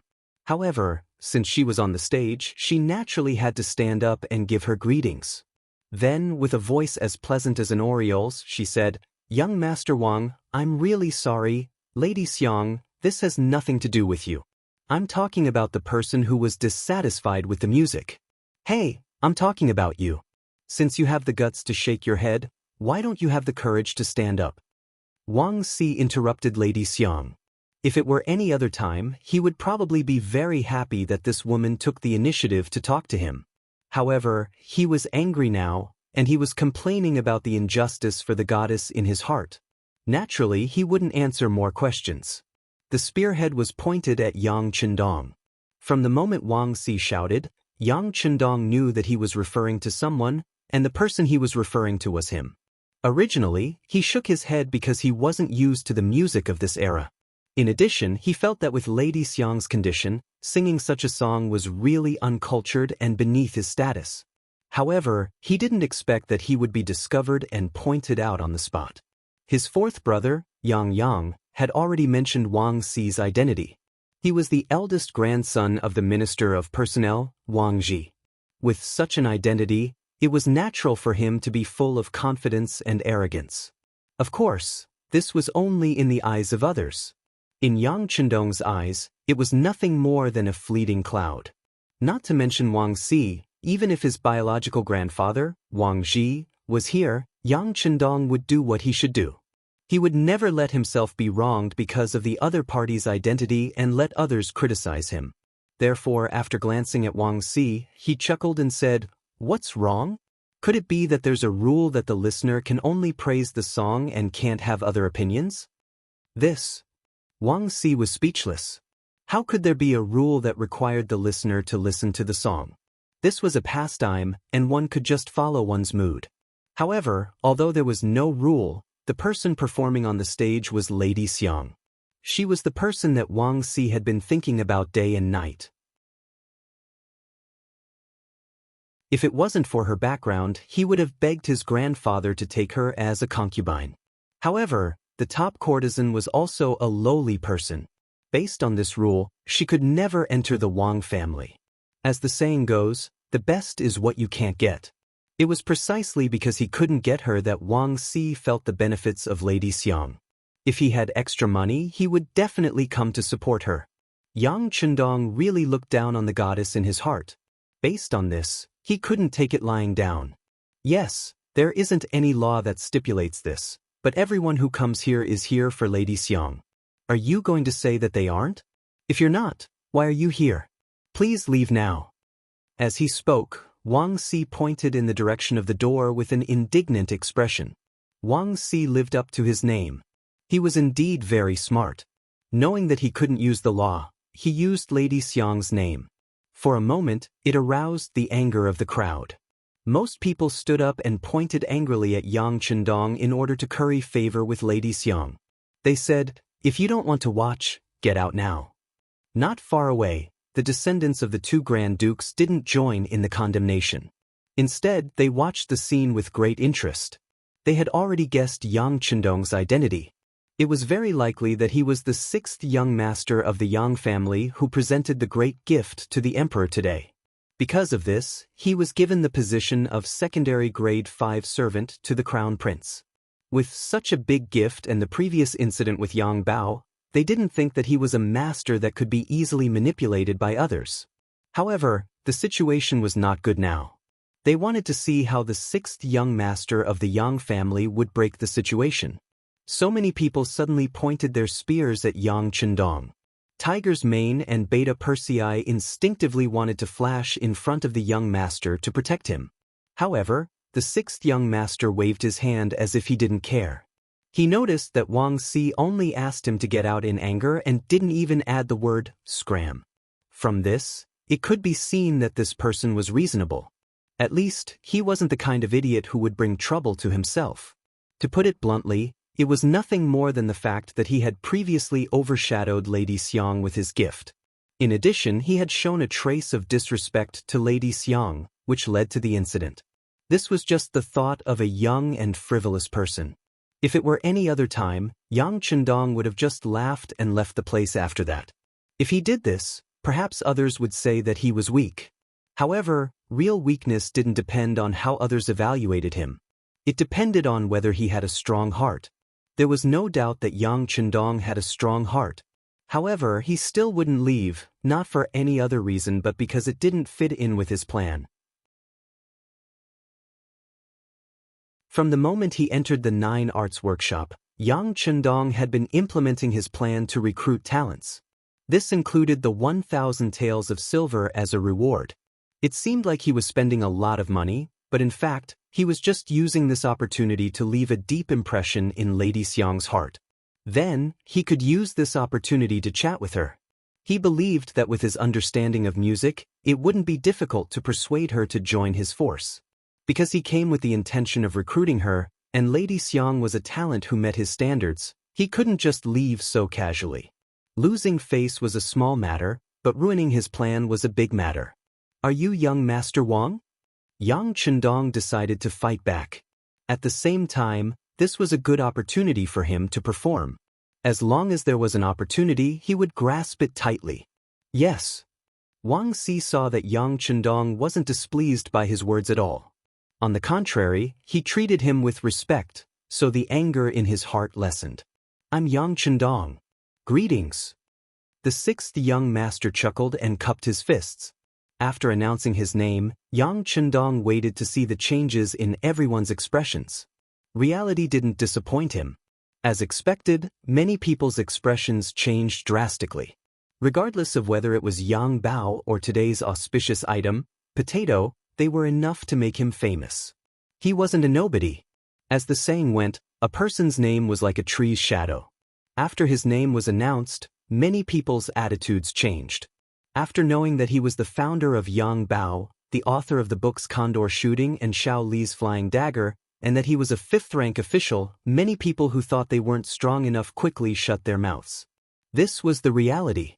When someone's strength was much stronger than yours, it was another matter whether you still wanted to find trouble with them. This could be said to be selfish, but it was also human nature.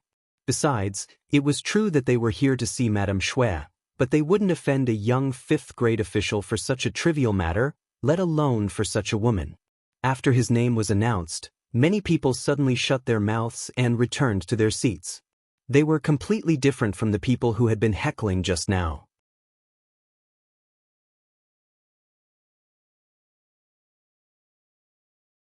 Chapter 66. Wang Si frowned slightly when the situation changed. Then, he quickly adjusted his mentality and sneered, "What's wrong? Yang Jima, are you trying to oppress me with your power?"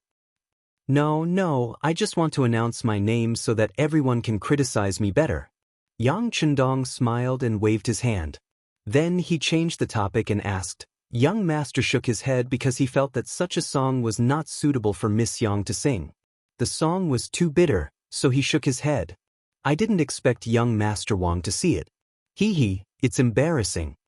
Wang Si took the initiative to say that he shook his head. It showed that he did not look down on Miss Yang, but it was because the song was not suitable. In this way, it immediately attracted Miss Xiang's gratitude on the stage. Madame Xiang was unhappy that Madame Xiang had pointed the spearhead at her. She was just a courtesan. In the end, she was just a somewhat famous actress. Everything she did was just to earn more money and live a better life. In her later years, she would have something to rely on. How could she be willing to participate in the struggle? On the surface, these people were complaining for her, but they just wanted to perform well. They wanted to leave a deeper impression on her so that they could take her body. She had seen this kind of thing many times. No matter what the result of the fight was, it seemed that it would only be bad for her and not good for her. However, this was how it was in the entertainment field. The fighting and scheming between the top courtesans and the mutual deception between the guests was unavoidable and could not be avoided. She wanted to withdraw from the stage when such a thing happened just now. However, these people came for her. If she withdrew now, she did not know what kind of trouble it would cause. Just when she was helpless, Yang Chendong took the initiative to stand up and said that it had nothing to do with him. How could Miss Xiang not be grateful? With just a few words, Yang Chendong took all the blame on himself. In this way, it seemed that he was magnanimous and decent, not caring about other people's faults. Wang Si saw that Miss Xiang had been taken out of the picture as soon as Miss Xiang said those words. Wang Si's momentum had weakened, and Miss Xiang didn't even intend to pursue the matter. If Wang Si still fought for justice for Miss Xiang, wouldn't it be a little petty? He was smart at the moment. Since he could not put the blame on Miss Xiang, he would put the blame on Yang Chendong. Let's see how Yang Chendong would explain it. In that case, we have wronged the sixth young master. Wang Si only said that he was the sixth young master and did not mention his official position. This was also smart of him. After all, if he had to call young Master Wang's official position, it would only weaken his momentum. But the sixth young master has always been a man of many talents.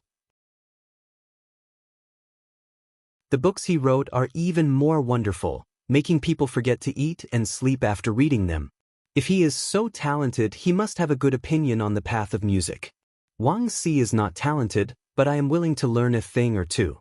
Wang Si was unyielding, or rather, he wanted to use this opportunity to get back at young Master Wang. As long as Yang Chendong said that he did not understand the path of music, he would attack Yang Chendong for saying that he did not understand the path of music. If he were to say that he understood the way of music, then he would definitely have to perform a song on the spot.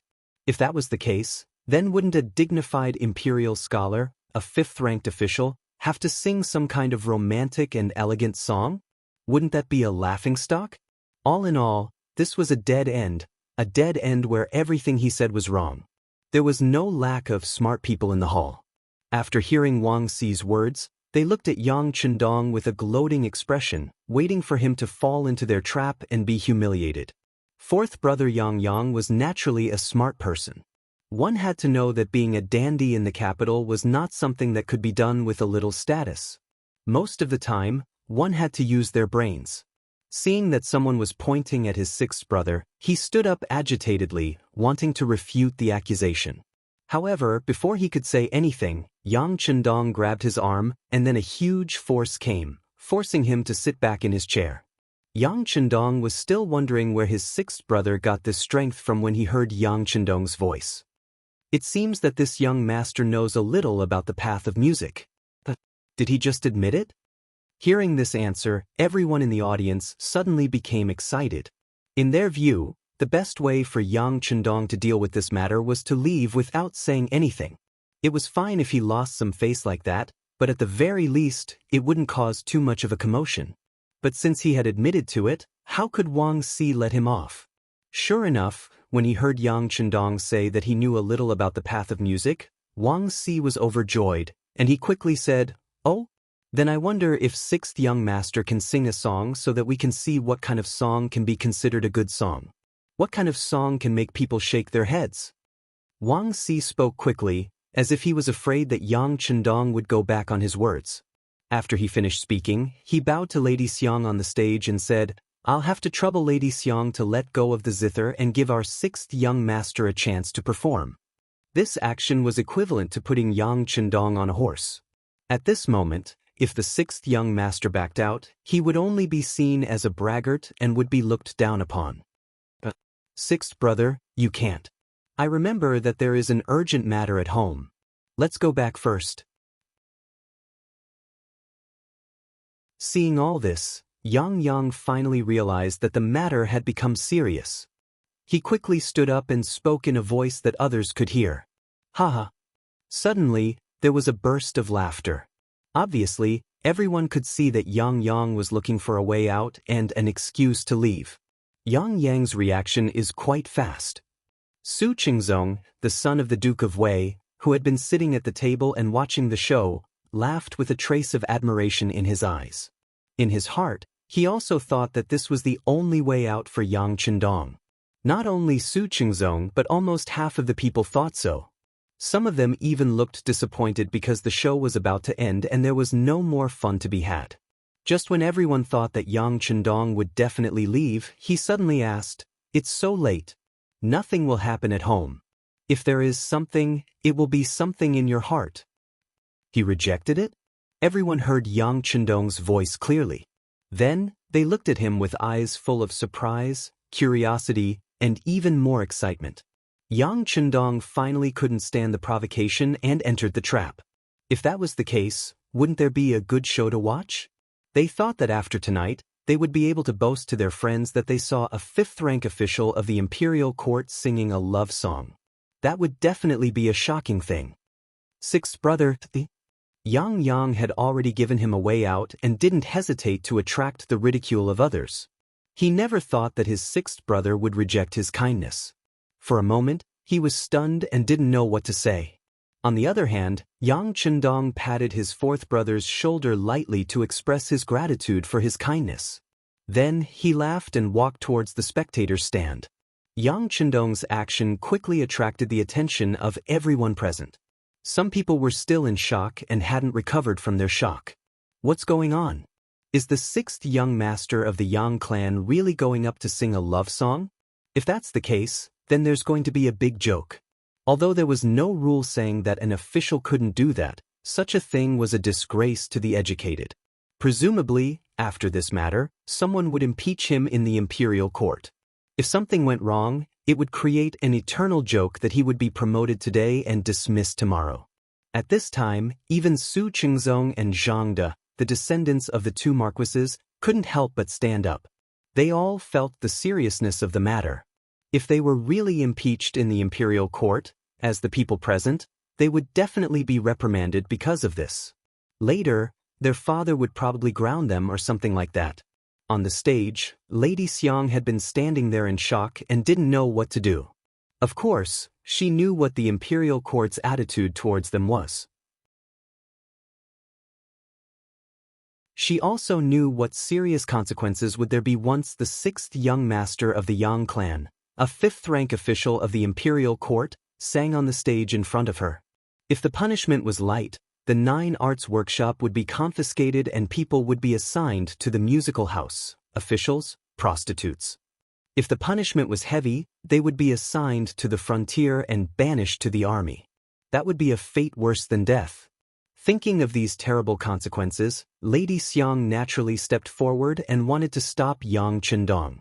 However, before she did so, the sixth young master showed a confident smile. Lady Xiang, stand aside and listen to the new song I brought. What do you think? It seemed that she was infected by Yang Chendong's smile, or perhaps she was forced by his momentum. In short, at this moment, Lady Xiang took several steps back and gave the stage to Yang Chendong, who was in a cyan robe. Standing on the stage, Yang Chendong found that he could see everyone in the field more clearly. Then he smiled. Then he said, after listening to the song, Blooming Flowers, I felt that although it was artistic, it was still too sentimental. It couldn't be sung by everyone and was catchy. What? Everyone can sing it? Catchy? The people who heard it were shocked. Are you kidding? Poor they. How could it be possible for her to sing so casually? Wouldn't that be degrading themselves? Of course, no one would admit that the song at that time was too difficult and that not everyone could sing that tune. No one would admit that they were not capable enough. It seemed that he had known that everyone would be surprised. Yang Chendong laughed and said, the song that young master is going to sing next also has some artistic conception, but more importantly, it is catchy. Unless the 5 notes are really incomplete, everyone can learn it after learning it once. Next, I'm going to embarrass myself. Beta Persei, give me the thing. Yang Chendong's shout startled everyone, but then a black shadow flew out of the air and fell steadily into Yang Chendong's hand. Then he took off the black cover that wrapped the thing. Suddenly, something that looked like a pipa but was not a pipa fell into everyone's sight. Yang Chendong carried it on his body.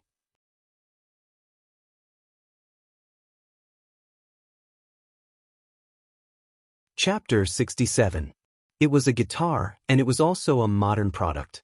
It was something from Yang Chendong's dormitory, and it appeared here together with Detsung. As mentioned before, Yang Chendong would act as anyone in order to complete various tasks. He once learned vocal music to get in touch with his target. Now was the time for him to put on a good show. With the guitar in his hand, Yang Chendong's confidence overflowed. He originally brought this thing with him to discuss things with Lady Xiang. Yang Chendong knew that for talented people, especially people like Lady Xiang, money could only be the third most important thing. Love and talent were the most important things for them. Love was something that Yang Chendong couldn't give them now. He didn't even have a wife. If he married a slut first, he didn't know how others would criticize him. At that time, it was really a matter of public criticism. Since that was the case, he could only give them talent. He believed that the beauty of music was universal. Just like the people in the future, there were people who liked Beijing opera and Kunku opera. He did not believe that the songs of the future would not work in this era. The popular and catchy feeling would be unforgettable once they came into contact with it. For example, the few military songs that he taught were already proof. Even if the military songs could be accepted by the people of the current era, he also asked Xiao Yu. She said that the military songs were really good. The beautiful melody was not something that those people of the current era could sing. It was Xiao Yu's words that gave Yang Chendong confidence. That was why he dared to stand on this stage and perform. However, even though he was confident in his heart, Yang Chendong still did not want to use something too advanced to stimulate others in the beginning. For example, if he used Jay Chou's nunchaku, the speed of the singing would probably be too fast. With a hum and haha, people would be confused. If they could not hear it clearly, how could they learn it? Therefore, he had to first use something that was more popular and more accepted in this era. Although it was as distant, at least they could understand the meaning of the words. Today, not only was Yang Chendong going to sing, but he was also going to teach. The people present were his first batch of listeners and students. Now that he had decided to sing, everyone in the hall held their breaths. They wanted to see what the sixth young master, who was known as multi-talented, was going to sing. Just as everyone was building up their emotions, Yang Chendong suddenly put his guitar behind his back and said with a smile, "Since everyone is giving me face, today, this young master will follow the rules and do something exciting. How about it?" Although the question was asked, there was no reply for a long time because no one knew what he was going to do. Only Tiger's Mane and Beta Persei reacted quickly and answered loudly, "Okay." The two of them were used to the sixth young master being outstanding. In their eyes, as long as the sixth young master wanted to do something, there was nothing he could not do, and nothing he could not do well. Singing was naturally the same. For example, weren't those military songs from the sixth young master's mouth? Now that they all knew how to sing, everyone said that it was good. Seeing that there were only two people supporting him, Yang Chendong did not care. Instead, his body first relaxed, then tensed up. He immediately took out his singing skills, and then a loud and clear voice came out from his mouth. That day, Grandpa took me to see Beijing opera. I saw a lot of big faces on the stage. Red, white, yellow, green, blue, grinning and staring. They sang and shouted at the same time. Wow, wow, wow, wow, wow, wow, wow. It was like thunder chattering in my ears. His opening speech had shocked everyone. That clear voice, without any hesitation, knocked on their hearts like a hammer, making them feel carefree for no reason. The blue-faced Do Dun stole the horse, the red-faced Guan Gong fought Changsha, the yellow-faced Yen Wei, the white-faced Chow Chow, the black-faced Zhang Fei, called Cha-Cha. Suddenly, the climax began, which was the easiest part for people to learn to sing. As soon as the lyrics came out, many people became serious and even excited. At this moment, Su Qingzong and Zhang De opened their mouths wide. Wang Si, who was looking for fault, also opened his mouth wide, showing an expression of disbelief. The whole hall was also very quiet, and only Yang Chendong's loud voice was still surging out. To be honest, the Peking opera's face is really good, but the singer is singing in a dialect. I can't understand it no matter how hard I listen to it. The third part was said casually, but it seemed to be referring to something. The rhythm of Lady Xiang's singing was too slow, and even people who heard it for the first time couldn't understand it. As soon as the words came out, it was obvious that Lady Xiang, who was standing aside and didn't know what to do, hurriedly lowered her head. It was not because she was afraid, but because she was shy. Then came the climax. The purple heavenly king holds the pagoda, the green devil fights the yaksha, the golden monkey king, the silver demon, the gray elf, ha ha. In order to let people in the hall understand the meaning, Yang Chundong tirelessly sang it 5 times in a row. He didn't stop until he felt that his throat was a little dry. Fortunately, on the 3rd time, at the climax, there were already people singing along. After all, as Yang Chundong said, the lyrics and melody were simple, easy to understand, and easy to sing. By the 4th time, more and more people began to sing along. By the 5th time, more than half of the people could already sing along with the song. Just when everyone was used to the melody and wanted to continue singing until the end, Yang Chundong suddenly stopped. He couldn't sing Rap Mask too softly. He really felt that his mouth was dry. Fortunately, there was someone who understood him. Tiger's Mane had already prepared tea and was waiting by the side. When he saw the 6th young master stop, he quickly handed him the tea. After Yang Chundong drank it up, he turned around and walked back to the stage. At this time, too many people were still immersed in Rap Mask. It was the first time they heard such a simple and high-spirited song, and they felt that it seemed to be something prepared for their men. For something like this, what's the harm in singing it in front of others? What's the harm? Just when everyone was still immersed in this passionate Rap Mask, a very light voice suddenly sounded. After everyone was stunned, they looked at the stage and saw Yang Chundong gently moving the guitar while speaking softly. A long time ago, there was a firearms camp. Song Lao San and his family lived next to them. They had nothing to do and even smoked big cigarettes. Big cigarettes existed in the 6th dynasty's era and were used as a tribute in the Tang dynasty. There were already many people who smoked in the country in the late Ming dynasty. The old couple had no children, so they gave their daughter a pet name, Dalian. When Dalian grew to the age of 16 or 17, she was really slim and graceful. The matchmakers kicked the door down, but Song Lao San and his wife only ate, drank, and played all day long. They didn't care about their daughter's marriage. Later, they met a young farmer, Tong Xiaolu, and the two of them fell in love secretly. Once, Tong Xiaolu came to Dalian's house. The two of them were secretly having a rendezvous and were discovered by their parents. This time, they got into big trouble. It was an insult to their ancestors and a disgrace to their family. Dalian's father used a leather whip to beat Dalian until her skin and flesh were torn open.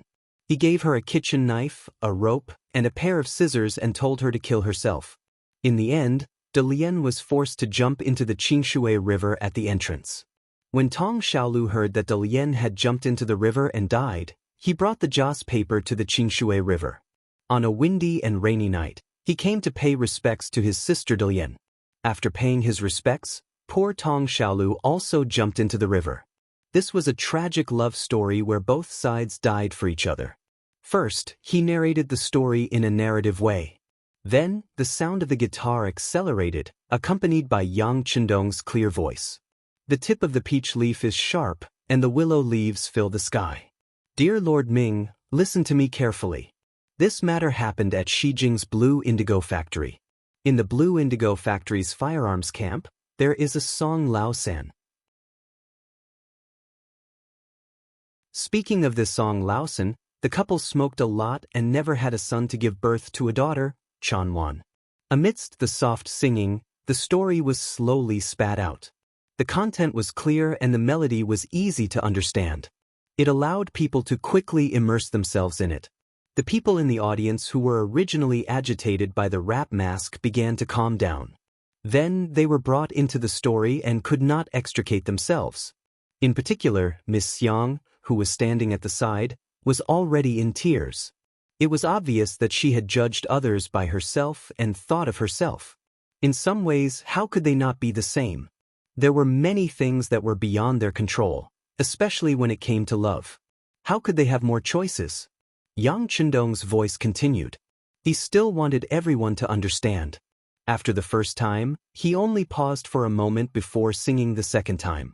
Then, on the third time, Miss Xiang had already adjusted her emotions. She held the guqin and began to cooperate with Yang Chundong. It had to be said that the top courtesan was indeed the top courtesan. In terms of understanding and acceptance of music, She was indeed much faster than Yang Chendong. At least if it were him, it would be very difficult for him to completely understand the melody after listening to it twice. Miss Yang did it. Not only that, but because the lyrics were easy to understand, she even began to sing along. At the backstage, the head courtesan, Chui Na, was quickly writing down the lyrics with a brush. She had a feeling that this song, Exploring the Qingshui River, would become very popular. If the Nine Arts Workshop could be the first to sing it, it would definitely be very popular. At that time, customers would come in droves and their business would be several times better. They would even be able to get more money when they tipped people. Of course, this was based on the sixth young master's authorization. This time he sang it 4 times. When he saw that Miss Yang was almost done, Yang Chendong laughed and stopped playing the guqin. He stood up and looked at Wang Si, who still looked like he wanted to continue.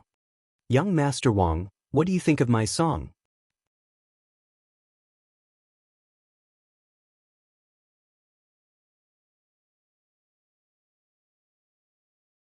"Once I call you a friend, you will understand." Every time Yang Chendong's eyes landed on someone, that person could not help but straighten his body.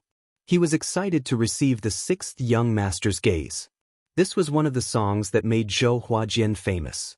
Once this song was played, it was naturally unrivaled. After only 2 performances, more and more people below the stage responded. Many of them even had tears in their eyes, as if they had experienced the meaning of being friends again from this song.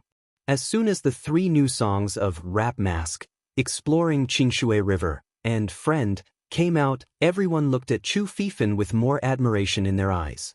No one knew who took the lead to shout, "Dong Shui! East Marshal! One more song! East Marshal! East Marshal!" It was as loud as thunder. The loud voice spread out from the 9 Arts Square, causing the passers-by to stop and look at each other. They could not understand what was going on here today. After the shouting, Yang Chendong kept his guitar and walked down the stage with a big smile. He returned to his table. His 4th brother, Yang, who had been sitting there all this while, was already blushing. When he saw Chendong sitting down, he said, "Sixth brother, you're really something. Once tonight's matter is spread out, your name will be known throughout the entire capital tomorrow." Yang Chendong smiled and shook his head. This was only the beginning. He had only brought out a small portion of the things that he knew, and it had already caused a commotion in the capital. If these people were to take a look at Crimson City, wouldn't their eyeballs fall out? Yang Chendong's expression was calm, but the people in the audience seemed to have been injected with chicken blood. After listening to the 3 completely different songs, they had gradually accepted this new style of music. There were even a few people who gathered together and began to memorize the lyrics of the 3 songs. One after another, they chatted happily. Those who did such things were either people without status or people who felt that their status was not good enough. For example, the son of Duke Su Qingzong, the second son of Duke Ying, Zhang De, and the grandson of Wang Ji, the Minister of Personnel, Wang Si, did not bother to do such things. Instead, they held their wine glasses and walked over to Yang Chendong's table. Those who were able to come to the 9 Arts Square and become regulars here were all people who loved music. The 3 people who were shocked by the 3 songs took the initiative to walk over to Yang Chendong's table. It was not because he was a secondary class, rank 5 official at such a young age, but because they admired his talent. The 3 songs just now allowed them to understand what it meant to be a high mountain and flowing river, and what it meant to be a heavenly sound. It could be said that the appearance of the 3 songs had completely overturned their understanding of music. At this moment, they were truly impressed by Yang Chendong's talent. Walking over to him was just an act of goodwill. Naturally, Yang Chendong, who wanted to make friends with influential officials, would not let go of such an opportunity. He immediately drank and chatted merrily with the 3 people. Including 4th brother Yang, there were 5 people in total. They chatted merrily, and laughter could be heard from time to time. "Dong Shui, these 3 songs of yours are truly unforgettable. It's so refreshing." Su Qingzong, who was shaking his head, said with a flushed face. "That's right. Compared to the songs I've heard in the past, it's obvious who's better." I'm afraid that I'll have to suffer in the future. Zhang De, the second son of Duke Ying, had a look of pity on his face, as if he was sad that he would not be able to hear such songs in the future. Sigh, second young master Zhang, you're right. With Dong Shui around, why would we worry about not being able to hear such beautiful songs in the future? Isn't that right? As Wang Si spoke, he winked at Yang Chendong, clearly saying that if we want to listen to songs in the future, we'll have to look for you. The three people here, one asking and one answering, seemed to be expressing their own opinions, but in reality, they were just testing him. Yang Chendong was well aware of this, but he didn't point it out. Instead, he went with the flow and said, in the future, if you want to listen to music, you can't look for me. No matter what, this young master is still a fifth-rank official of the imperial court. If I really do that, those imperial censors will report me to the emperor. When he mentioned the imperial censors, the three people's expressions changed. The hierarchy of the dynasty was very strict, and people were divided into 3, 6, and 9 ranks. Entertainers were of a lowly background, and were looked down upon the most. Any large family would not marry a woman of this background, even if they wanted to take a concubine, not to mention that Yang Chendong was a fifth-rank official in the imperial court. Although this official position was only a low-ranking official, and he had received it after offering the potato, it was still an official. Once there was a crown prince in the future, his power would naturally be used. If he were to sing, it would be a scandal. It would be seen as a disgrace to the imperial court. If that really happened, the spittle of the imperial censor would drown the entire imperial court. When that time came, not only Yang Chendong, but the entire Yang family would be implicated. When they thought of the consequences, Su Qingzong and the others could not help but be startled, and then they all shook their heads. Seeing that the three of them knew the serious consequences, Yang Chendong chuckled. Out of the corner of his eye, he noticed that Lady Xiang was looking at him from not far away. Cui No, who was standing beside her, had an anxious look on her face. The corners of his mouth curled up slightly, and he opened his crescent-shaped folding fan with a swish, gently fanning his elegant and handsome face. Come, drink wine. There's wine today, so let's drink in the morning. While calling out to Su Qingzong and the others, Yang Chendong was waiting for the fish to take the bait. On one side of the stage, Lady Xiang clenched her fists. Because she was using too much strength, her slender fingers were starting to turn white. However, she did not care at all. Her gaze was fixed in the direction of Yang Chendong. She pursed her lips and did not speak. She was not as calm as before. Beside Lady Xiang, the middle-aged but still charming Cui No was chattering endlessly. Xiang, do you really plan to take the sixth young master as your master? Although his elder sister was also amazed by the 3 songs he played just now, he was still an official and a noble. We are just the lowest performers, and the difference in status is too great. Even if you are the famous Lady Xiang of the capital, if you want to take him as your master, I'm afraid he will not agree. You will only be asking for your own humiliation. Lady Xiang, who had already gathered some courage, clenched her fists even tighter, and there was a hint of struggle in her eyes. However, in the end, she still did not take the step, as if her feet were tied to a boulder. Yang Chendong, who was sitting there drinking wine and chatting with his new friends, noticed that Lady Xiang did not come over in the end. Instead, she disappeared on the side of the stage with the help of Cui No, the procuress. He could not help but sigh in his heart. It seems that I have overestimated Lady Xiang. She is a woman after all, and her status is still inferior. She doesn't even have the courage to ask me for advice. Originally, I planned to take her as my subordinate after I appeared today, but I have to give up for the time being. Although the plan had encountered some temporary difficulties, in Yang Chendong's view, it was not a bad thing.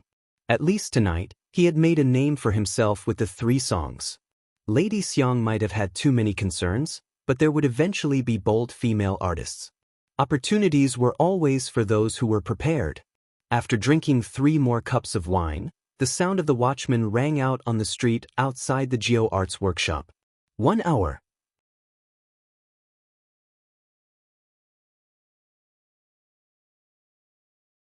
Chapter 69.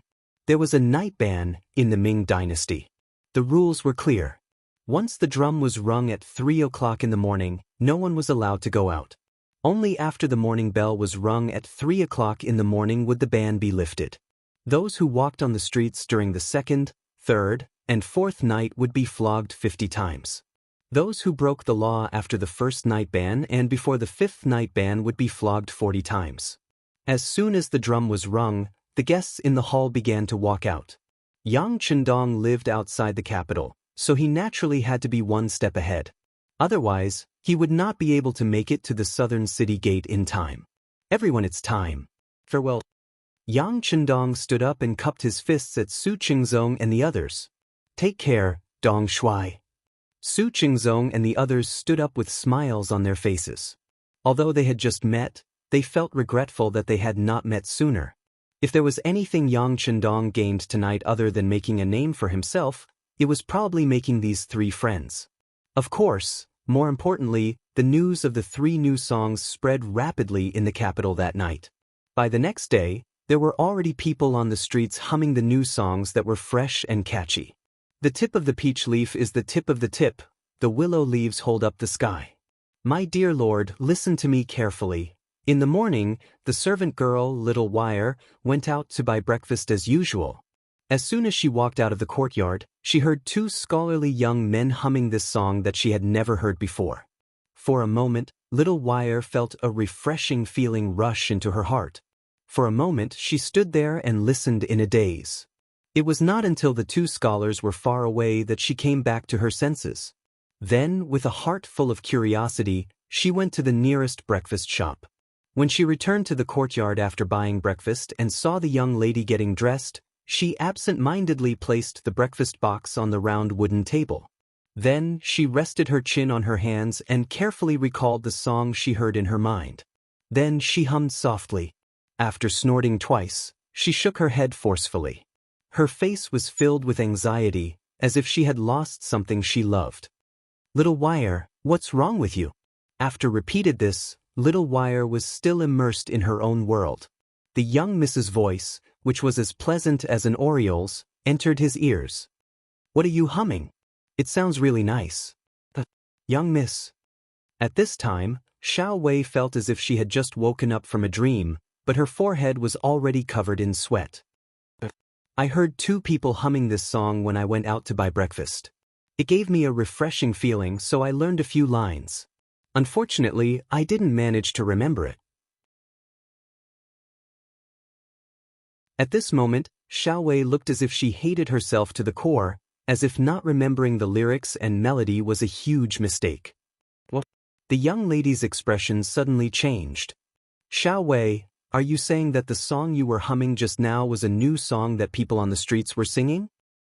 Miss, is this a new song? What kind of new song is it? Why haven't I heard it before? The young miss, whose arm was being held by the maid Xiao Wei, had not yet fully put on her clothes.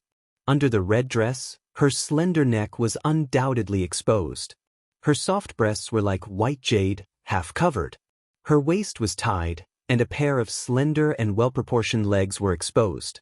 Even her beautiful lotus feet were silently enchanting, as if inviting people to look at her seductively. If there were people who frequented the red light district here, they would definitely exclaim, Madame Shui, and call out her identity. Madame Shui's full name was Xiao Yushue. She was one of the famous courtesans in the red light district of the capital. Together with Madame Xiang, Dong Hanxiang, they were called half of the beauties in the city. It meant that both of them were more beautiful than half of the city. If they were combined, they would be the most beautiful woman in the city. Last night, Madame Xiang was resting in the backyard of Baihua Hall because of her female physiology. Moreover, she was young and sleepy, so she did not know what had happened in Jiu Art's workshop. Naturally, she did not know about the 3 new songs. When she woke up early in the morning, she heard her maid Xiao Wei humming softly.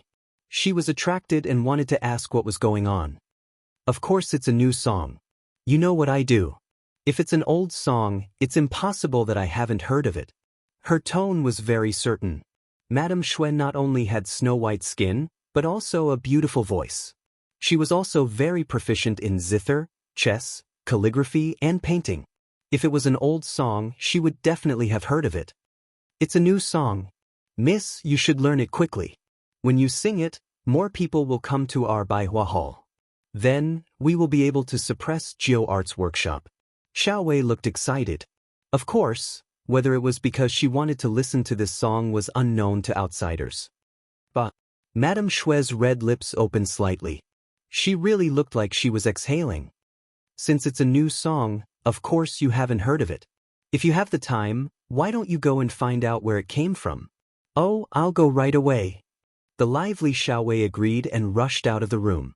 When she saw Madame Xue, whose clothes were still slightly untidy, she shook her head. Xiao Wei is already 16 years old, but she still does things carelessly. I don't know who will marry her in the future. When it came to marriage, Madame Xue could not help but frown slightly. She thought of her own family background and Xiao Wei's family background. People like them did not have the right to pursue happiness. Perhaps the best ending for them was to grow old in Baihua Hall. But when she grew old, would there be a place for her here? Courtesan. It sounded like she was quite famous. But in the end she was just eating the rice of youth. Once she grew old, her popularity would decline day by day. At that time, there would naturally be younger and more beautiful girls to replace her. After a long time, no one would remember her glory when she was young. Just like the lyrics of the later generations said, "One wrong step, and you'll regret it forever." Dancers were also human. Who could she tell the pain in her heart? For the oppression of life, she swallowed her tears. Is this fate? Destined to live the rest of my life? It was because of the experience of countless predecessors that people like Madame Xue had long been prepared for it.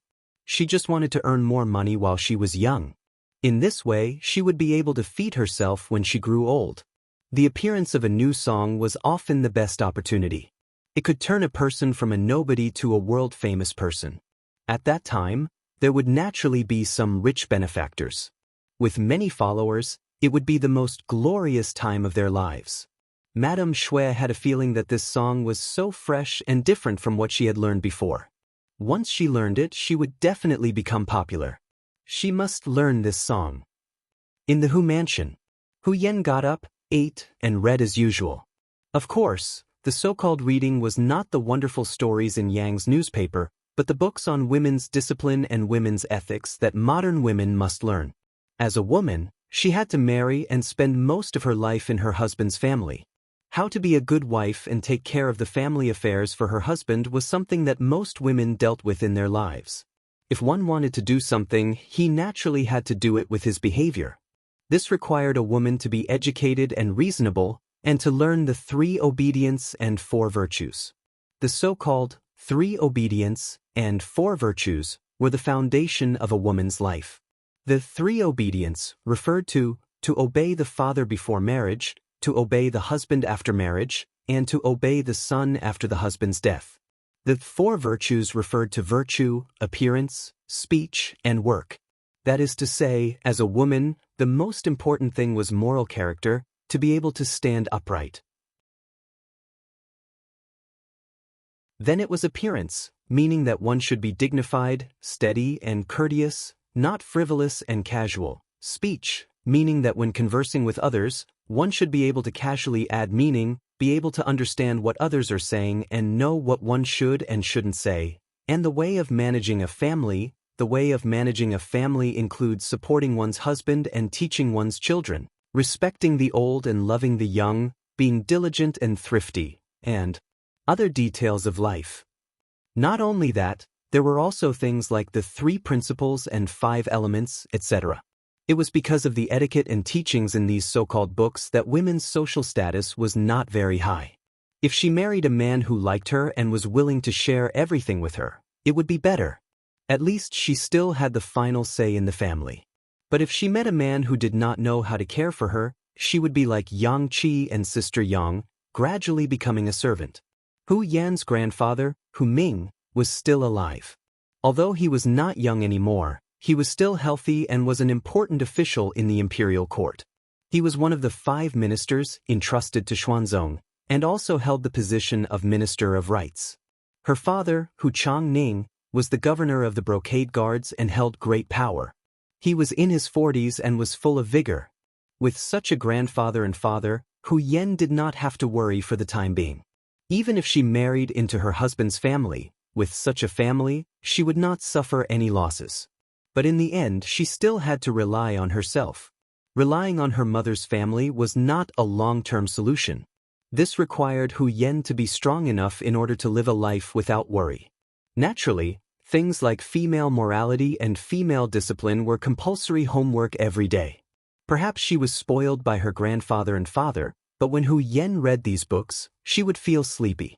Although she had just woken up not long ago, her eyes were still listless. Her head also seemed to lack some support. From time to time, her head would fall down, but she still managed to hold on, making her look extremely adorable. Young Mississippi, Hu Yen, who was hesitating whether or not to fight 300 rounds with the Duke of Zhou, was instantly awakened by a series of screams. At that moment, the Duke of Zhou was so frightened that he ran off to who knows where. After the screams, the servant girl Xiao Qing rushed into the study, bringing with her a whirlwind. If she ran 100 meters at this speed, she should be able to barely pass.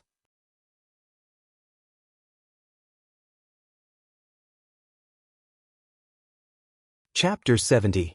Little Qing. Looking at the maidservant who was sweating profusely and was not reserved at all, Hu Yen pretended to be angry and scolded angrily with her small mouth. Don't you know what it means to be prudent and reserved? Look at you now, you don't look like a maidservant of the Hu family. You have been with me for so long, why can't you learn? Hu Yen still looked like she wanted to seize the opportunity to teach little Qing a lesson. Unexpectedly, little Qing did not listen to this at all. Instead, she looked at Hu Yen with a pair of bright black eyes and said, Miss, Dong Shuai went to the red light district last night. What? A simple sentence was enough to make Hu Yen, who wanted to pretend to be a miss, suddenly change her attitude. Her originally pouting mouth was already wide open, but then she suddenly closed it tightly and said with a voice that was close to gnashing her teeth, I didn't expect that he is also such a shameless man. Originally, she wanted to come here to take credit and also to prove that her identity as a spy lived up to her name. She did not expect that one sentence would cause the miss to misunderstand her meaning. Little Qing quickly corrected herself and said, Wrong. Dong Shuai did go to the red light district, but it was not an ordinary place of prostitution. He went to Geo Art's workshop. Not only that, he also sang 3 songs there. I heard that each song made people feel refreshed and shocked. This time, little Qing did not dare to hold back in the slightest and said everything that she had heard in one breath. What? He knows how to sing? He knows music? At this moment, Hu Yen realized that she had misunderstood Yang Chendong. However, at this moment, she would not admit that she was wrong, because her body and mind had been attracted by a better topic. Not only does he know, I heard that one of the songs was about a tragic love story. It was about a long time ago, there was a firearms camp. Song Laosan's family lived next to them. They had nothing to do, and then there was a man called Little Six and a girl called Big Lotus. Little Qing also knew half of it and did not completely understand. She only heard it repeated by others. Things that passed through other people's ears were not very clear. Hu Yen was a very smart girl. She was able to make out the gist of it. He's the 6th young master. Could this little 6th be referring to him? Could that De Lien be a girl he knows in Janning? Does he really know how to act out a story for fun? I heard that Dong Shuai not only knows it, but he is also very good at it. After one song, even Lady Xiang, who is famous for her beauty, was ashamed. She took the initiative to give up the stage and retreated. She did not have the face to come out again. Xiaoqing thought about how she had spent some money and heard the story of the scholar who happened to be at Jiu's shop last night. She couldn't help but feel excited. Was there anything this Dong Shuai wouldn't do? Is there such a thing? Hu Yan's eyes were naturally wide open, and her face was full of joy. She felt as if she had done something great. Of course, I also heard that the top courtesan of 100 Flowers Hall, Lady Shui, who is also famous for her beauty, has rushed to Yang village in the south of the city in a sedan chair. She said that she wants to be apprenticed to a master. The more little Qing spoke, the bigger her eyes became. That was an expression of being honored, as if she was the one who had been acknowledged as a master. Hu Yen, who was listening in riddles, immediately blushed when she heard that Lady Shui was going to Yang village to be apprenticed to a master. Shameless. How can Dong Shui accept someone like her as his disciple? If she can't go, she will just be asking for trouble. As if she had made an assertion, Hu Yen said, Dong Shui can sing at home if he knows how to sing. Why does he have to go to Jiu Arts Workshop? Isn't he afraid that the imperial censors and imperial censors will impeach him? As she spoke, she put her fist to her lips as if she was anxious about something. When little Qing saw this scene, she immediately laughed out loud. Miss, who are you to Dong Shui? Why are you so anxious for him? I am him. When Hu Yen said this, she suddenly realized that she had been tricked by little Qing. Her face immediately turned red. She clenched her fist and fiercely chased after little Qing. For a moment, the two young women started a marathon competition in the study. In the imperial court, the officials were in a good mood today. It was probably because they saw the high-yield grain that could produce more than 20 dan of grain yesterday, which solved a big problem for the development of the Great Ming Dynasty. Now, everyone was smiling. Even colleagues who were not close to each other nodded to each other when they saw each other, which was rare for them to be magnanimous. Zhu Qizhen was also in a good mood. Last night, in Empress Qian's bedroom, he was really praised. Speaking of Empress Qian, she was really well-behaved, virtuous, and gentle. She was born in Haizhou. Her father, Qian Ge, was a military commander. She was made empress in 1442. From then on, she only had one person in her eyes, Zhu Qizhen. In other people's eyes, Zhu Qizhen was Emperor Yingzong. But in Empress Qian's eyes, he was her husband, her sky. She dedicated all her love to this person. In the history of the Great Ming Dynasty, Emperor Yingzong was captured by Yes Hen during the Tumu Rebellion. In order to welcome Yingzong back to the court, she sent out all the assets in her palace. Every day, she mourned and prayed for the gods to bless Yingzong. When she was tired, she would lie down on the ground, which caused one of her legs to be disabled.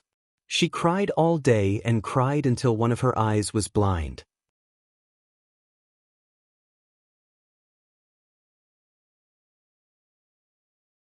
When all the officials looked at Su Yozhen, their faces were filled with anger. As an official of the court, going to the red light district was a disgrace.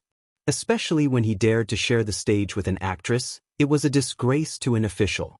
Su Yozhen was an imperial censor in the Imperial Censorate and was even a 7th-rank official. It wasn't wrong for him to spread rumors. However, he also needed to look at the time and situation, right? Just yesterday, the emperor had just appointed Yang Chendong as the crown prince's horse Washington. Today, he went to impeach him? What did this mean? Was he trying to say that the emperor was capricious? At this moment, not only were the officials angry, even Yingzong's face was filled with displeasure. Wang Zhen, who was standing beside him, glared fiercely at Right Capital Imperial Censor Chen. His meaning was that this was his subordinate. How could he not know when to advance or retreat and be so tactless? Regarding this, Right Capital Imperial Censor Chen also had an expression of being wronged. Although he was the head of the imperial censor, not all imperial censors needed his approval before they could submit a memorial. However, everyone who was on duty had this authority. They would give you face and greet you. However, there were countless cases where they didn't give you face and suddenly attacked you. It was clear that this time, Su Yozhen didn't communicate with him. Instead, she chose to reprimand him in front of the court. Most of the time, people who reprimand him would offend people. Usually, this kind of person wouldn't have a good ending in the future. After all, in the officialdom, if you respect me, I'll return you 10 feet. If you're good, I'm good, everyone will be good. However, if there were people who didn't want to be united and wanted to cause trouble, they would naturally not be tolerated by everyone. However, the imperial censors didn't belong to this category. Their original duty was to reprimand and complain about injustice. They would spread the news to the imperial court and deliver it to the emperor's ears. Therefore, in terms of duty, Su Yozhen's actions weren't wrong. Not only that, the emperor couldn't kill him. Not killing the imperial censors was originally set by Ming dynasty's first ancestor, Zhu Yuanzhong. Although Yingzong wasn't happy with Su Yozhen's actions, he couldn't do anything. He could only retract his right hand that he was about to raise. He then looked at the officials and asked, "Let's discuss this. How should we handle this matter?"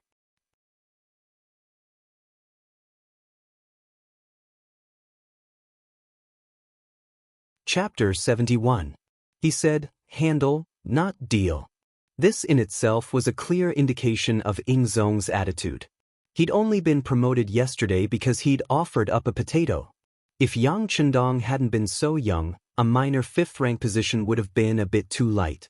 Zhu Qizhen had just said that when the immortal abode opened for business, he would attend if he had the time. This was a disguised form of compensation. All of the officials were well aware of this, but none of them objected. After all, this was what Yang Chendong deserved. But it had only been a day. It hadn't even been 24 hours yet. Yet someone was already impeaching Yang Chendong. How was this a memorial? This was clearly a slap to the emperor's face. As the saying went, if the lord was humiliated, the subject would die. All of the officials knew that they had an obligation and a responsibility to absolve Yang Chendong today. Otherwise, if they judged others by their own standards, wouldn't it be possible for them to be rewarded one day and taken back the next? Regardless of whether the lips were gone, the teeth would feel cold, or whether officials would protect each other, the officials had no choice but to stand in Yang Chendong's shoes. However, before the officials could think of a way to express their stance, another person stepped forward. When he stepped forward with his ceremonial tablet in hand, the officials knew something was wrong. Some of them even revealed anxious expressions. "Reporting to Your Majesty, this subject Yu Qian agrees with Governor Su's request. As an official of the court, he should strictly abide by the law." However, not only did he wander around the brothels, he even dared to sing on the same stage as an entertainer. This is truly a loss of face for us court officials. "Your Majesty, please issue an edict to punish him." As he spoke, the proud left assistant minister of the Ministry of War, Yu Qian, knelt on the ground and bowed. Yu Qian, courtesy name Tingyi, was from Qianting. He had studied diligently since his youth and had lofty ambitions. He admired Wen Tianxiang's integrity and had kept Wen Tianxiang's image at his side for decades. This Yu Qian was not the great master who smoked, permed his hair and drank wine, but he was actually one of the loyal and famous ministers of the Ming dynasty. He attached importance to reputation and integrity, to fame and fortune. When he died, his family did not have any wealth left. He attached importance to dying for a benevolent cause, to death. After the Tumul Fort rebellion, he fought to the death in Walla without retreating. He attached importance to the country, to the emperor. After the Tumul Fort rebellion, when we elected Zhu Qiyu as the emperor, we claimed that we were doing it for the sake of the country, not for our own personal interests. Yu Qian was so strong that even Wang Zhen couldn't do anything to him. He was one of the few officials who made Steward Wang feel helpless. At this moment, he stood out and supported Su Yozhen, making the situation even more complicated and serious. This subject has a different opinion. The Minister of Revenue, Wang Zhe, stepped forward, as if he was afraid that there would be other officials who would agree with him. Zhu Qizhen, who was frowning, suddenly heard an official say that he had a different opinion. He was startled and said, "Speak." "Your Majesty, although the Nine Arts Workshop is in the red light district, it is not a place where one can seek pleasure. It can be considered a pure land. Yang Shima going there isn't a violation of the rules." Wang Zhe spoke first, separating the Nine Arts Workshop from the red light district. This was his excuse. Secondly, of the 6 arts of a gentleman, there is the word music. Yang Shima created Yang Bao, and his many talents have long been known to the world. It is nothing much for him to sing a few songs. On the contrary, this subject feels that this is because he understands the affairs of the people and can show the style of a minister. A minister is omnipotent and knows everything.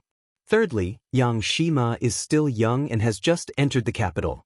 It is inevitable that he would be attracted by the prosperity here and do some inappropriate things. This is completely understandable. With these 3 points, this subject pleads for Your Majesty to be merciful and not punish Yang Shima to show Your Majesty's magnanimity. After speaking, Wang Zhou kowtowed to the ground and shouted, "Long live the Emperor," before kowtowing again. The moment Wang Zhou stepped forward, the Minister of Personnel, Wang Zhi, stepped forward as well. This morning his grandson, Wang Si, came forward to pay his respects. Kneeling on the ground, he recounted the events that happened at the 9 Arts workshop in detail. Using his own words, if not for his provocation, Yang Chendong wouldn't have gone on stage to sing, and there wouldn't have been any trouble. If the censors were to impeach him, he hoped that his grandfather would speak up for him. Otherwise, if Yang Chendong were to be punished as an accomplice, he wouldn't be in a good position either. After hearing the story, Wang Zhi was infuriated. This grandson of his was good at everything.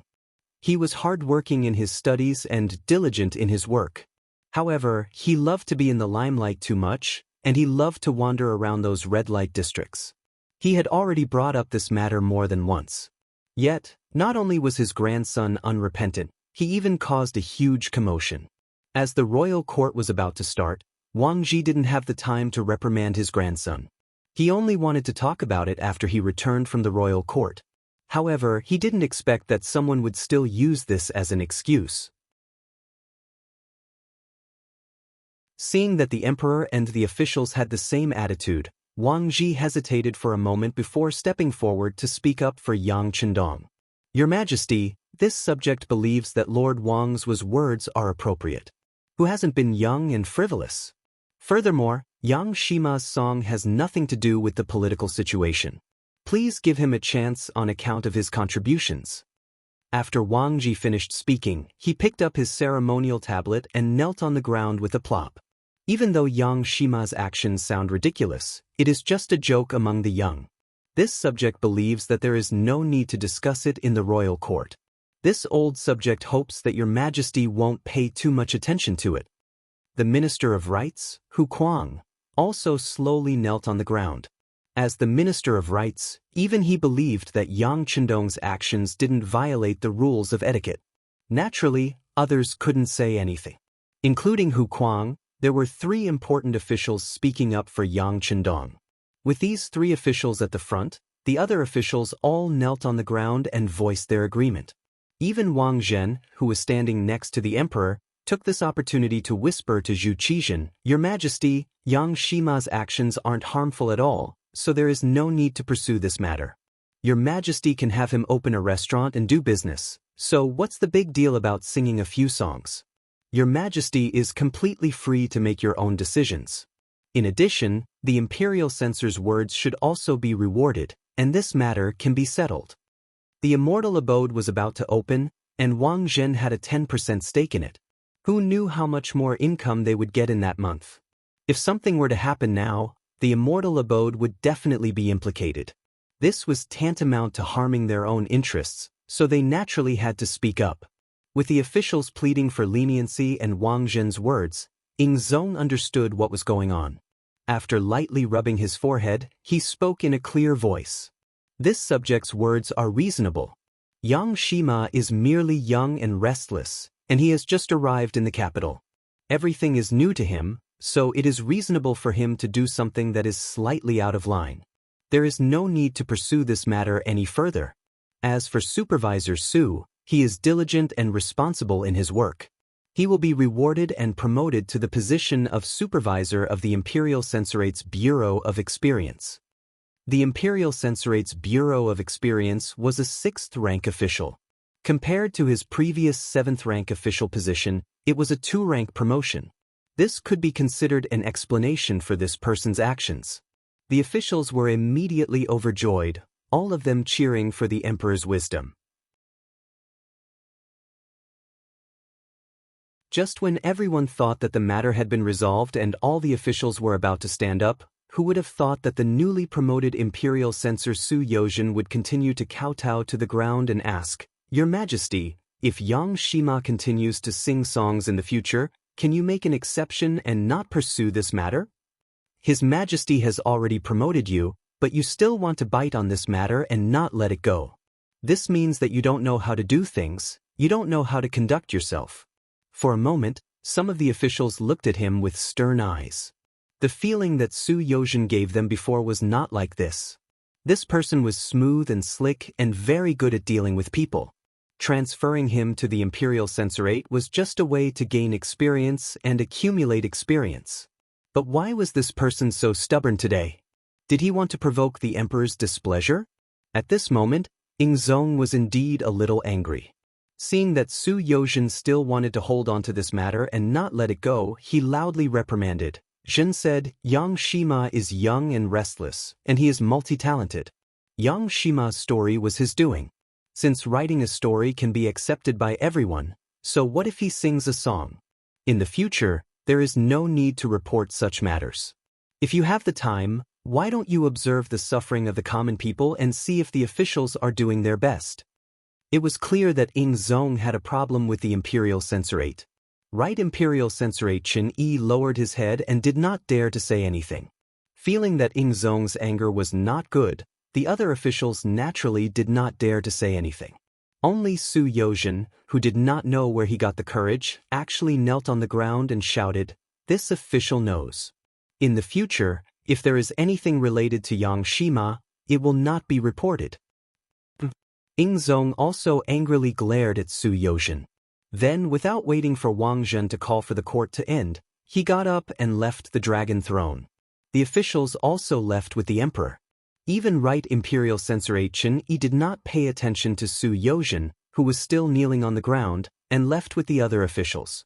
Soon, there were only two people left in the entire court.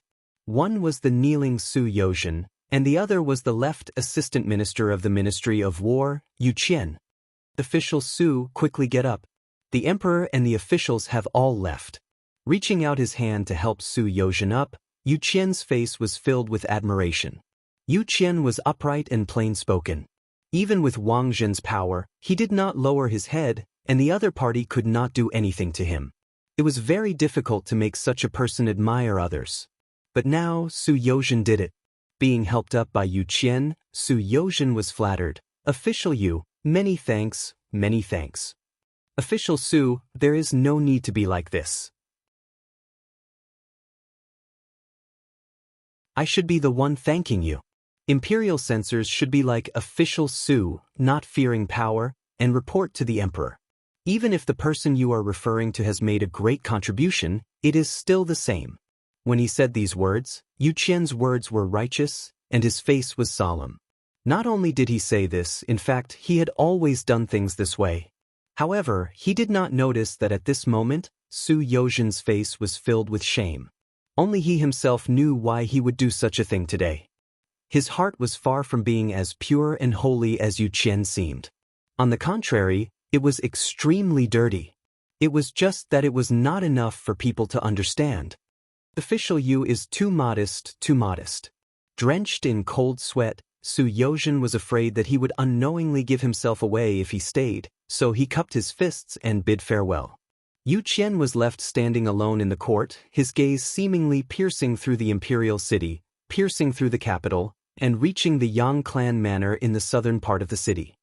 Yang Chendong, Yang Chendong, first you made a report to control the direction of public opinion, and then you made such a ruckus the moment you arrived in the capital. Just what are you thinking? Are you an official or a merchant? Are you loyal or treacherous?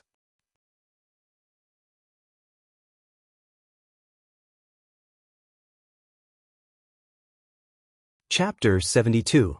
Yesterday could be said to be a busy day. In the morning, Yang Chendong first beat seventh brother-in-law Wang Go, then beat the drum of the imperial court, went to the imperial court, saw the emperor, and presented him with the auspicious and high-yielding potato. In the afternoon, he saw his eldest brother, second brother, and the others, whom he had not seen for a long time. In the evening, he went to the red light district, 9 arts workshop, and made 3 astonishing songs. After returning to the Yang family manor, Yang Chendong fell asleep immediately. It was not until the sun was high in the sky that he got out of bed with the help of his maid Xiao Yin. It wasn't that Yang Chendong insisted on using Qiao Yin's help. For this matter, he had refused many times. Until one day, Qiao Yin cried in front of him and asked if the young master didn't want her anymore. This caused Yang Chendong to have no choice but to give in.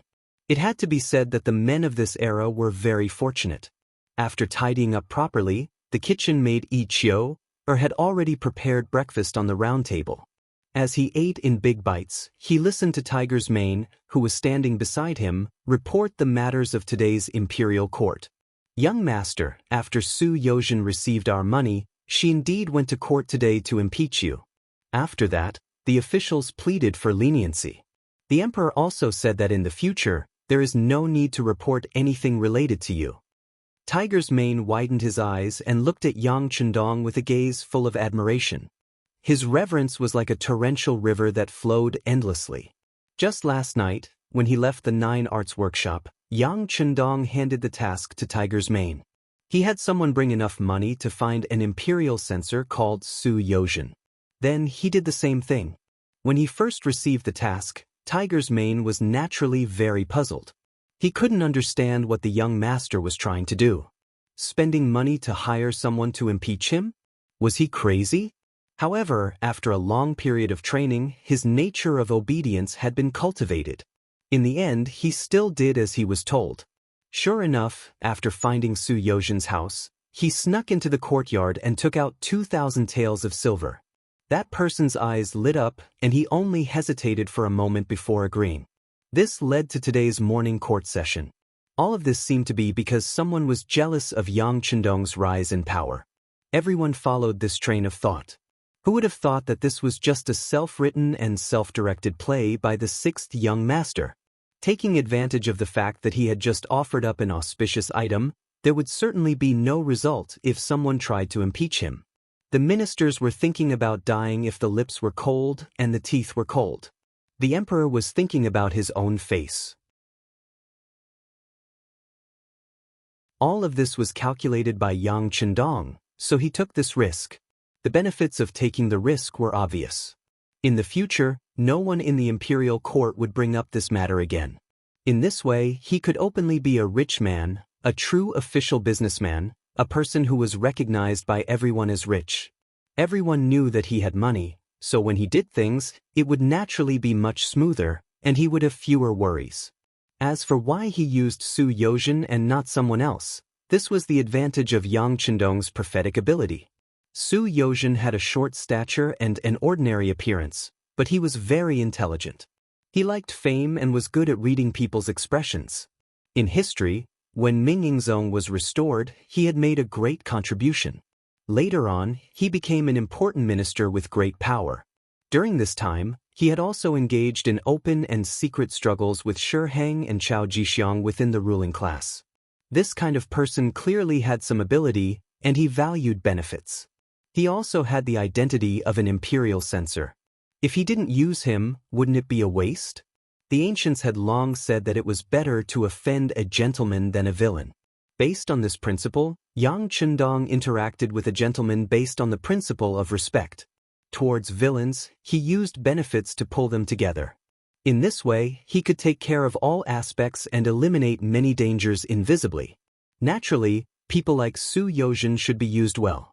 If he really had talent, he would be given the opportunity to show it. But when it came to sincere friendship, it was far from enough. Not bad. After listening to Tiger's Mane's report of the situation, Yang Chendong smiled with satisfaction. Your people in the Security Bureau have worked hard. Reward the relevant personnel with 100 taels of silver. As the bureau chief, you can deal with it as you see fit. Rewards should be given for meritorious service. This was a principle that Yang Chendong deeply remembered. Only then would more people be willing to work for you and do things with peace of mind. Thank you, young master. Tiger's Mane said with slight excitement. 100 taels of silver was naturally nothing to the Security Bureau, which spent money like water. What was important was Yang Chendong's satisfaction with their work. This was what they pursued. By the way, young master, a sedan chair has arrived outside the Yang family manor. One of the ladies even handed over a name card. Where's the name card? Yang Chendong asked as he put the last bite of breakfast into his mouth and clapped his hands. That is with Xiao Yin. Tiger's mane lowered his head, not daring to look at Yang Chendong. Yang Chendong smiled, then got up and went to the study next door. Sure enough, there was a name card neatly placed on the wooden table with beautiful words written on it. Xiao Yin was very sensible. She wouldn't make things difficult for Yang Chendong on important matters. She just wanted to throw a tantrum and let people know that she knew some things, and even some things that she didn't like. Yang Chendong also saw this as another kind of beauty for girls, the beauty of jealousy. He knew that this was Xiao Yin's way of reminding him not to get too close to the lady who came to see him. He smiled and took the name card. The name of the name card was, for the 6th young master Yang Chendong. When he opened it, a fragrant smell immediately assailed his nostrils. There was also a line of beautiful words written on it. Your servant, Xiao Yushue, greets the 6th young master Yang Chendong. Please don't refuse. Jun Yushue? Yang Chendong took the name card and walked out of the study to Tiger's mane, who had a respectful expression on his face. Knowing that this was a question for him, Tiger's mane thought for a moment before the identity of this person popped up in his mind. Young master, Xiao Yushue is Lady Shue's name. Oh, so it's Lady Shue. She's smart. By the way, is Lady Xiang here yet? Yang Chendong recalled Dong Hanxiang's struggling expression last night. Tiger's mane shook his head and scolded Lady Xiang in his heart for not being sensible enough. The young master Yang Chendong personally went to your 9 arts workshop and sang 3 songs. You don't know how to take advantage of such an opportunity? It really makes one speechless. Yang Chendong's face clearly flashed with a hint of loneliness. It was unknown whether he was feeling pity for Lady Xiang or lamenting the outdated views of people nowadays. Forget it. Since Lady Shue came in person, I'll just meet her. If she's a talent, I'm willing to teach the young master Yang Chendong a few things. This is Lady Xiang's fortune, Tiger's mane said enviously when he heard that this lady could be taught by the young master Yang Chendong in person. As the Yang family's system expanded, the chances of being taught by the 6th young master Yang Chendong in person became fewer and fewer. Whenever there was an opportunity, everyone would try their best to seize it. How about this? Inform the people to enter the manor. Also, find Xiao Yin and arrange for someone to send out the things I prepared when I returned last night. Remember, don't miss out on a single family. Send out all the gifts to the manors of the 5th rank officials in the capital. Also, don't miss out on the families of my brothers and sisters. Yang Chendong didn't want to offend people by sending out gifts. That wouldn't be worth it. Tiger's mane naturally knew about this and immediately agreed. However, he didn't leave immediately. Instead, he looked hesitant. What's wrong? Is there something else? Yang Chendong knew that Tiger's mane had something to ask, so he looked at him curiously. Our people from the Bureau of Security have found out that someone is asking around about the young master's past. Tiger's mane had just said this when he felt the atmosphere in the room become oppressive. He saw Yang Chendong's expression become extremely solemn, even a little cold. Who is it? The young master. It's not just anyone. It's Hu Yen, the granddaughter of the Minister of Rights, Hu Yen, the daughter of the Imperial Guard's town supervisor, Hu Changning. This is some information on her. Tiger's mane took out a small book from his bosom and turned to leave. This matter wasn't about someone worrying about the 6th young master's safety. It was highly likely that it was about the love between a man and a woman. Even though he was the young master's subordinate, he couldn't interfere in this matter. It's actually a woman? Yang Chendong was also a little dizzy from this sudden turn of events. When he looked at the small book, it recorded in detail about Hu Yen. It also emphasized that this woman was already 16 years old. However, until now, no one had discovered that someone had gone to bring her forward. After an investigation by the Bureau of Security, they found out that it was Hu Changning's idea. The small book also recorded that Hu Yen was educated and well-mannered. Moreover, she was as beautiful as a fairy. She was also clever and cute. Looking at this, How could Yang Chendong not know what this meant? At this moment, the matter of Hu Zhangning breaking into the Yang family's old house in Fang Jianing Mansion was naturally figured out in an instant. At this moment, Yang Chendong understood that Hu Zhangning's worship of his parents at that time was fake, and his observation of himself was real. The daughter of the Hu family seems to come from a good background. Yang Chendong thought and smiled. No wonder Tiger's man reported the situation to him after being pestered like this. He must have known the importance of this matter.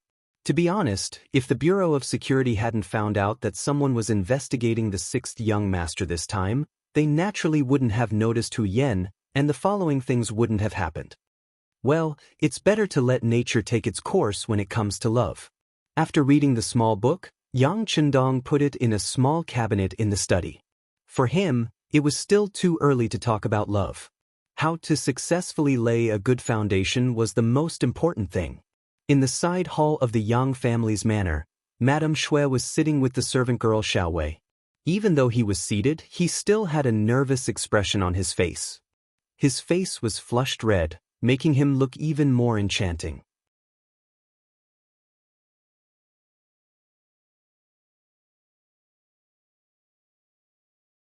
Chapter 73.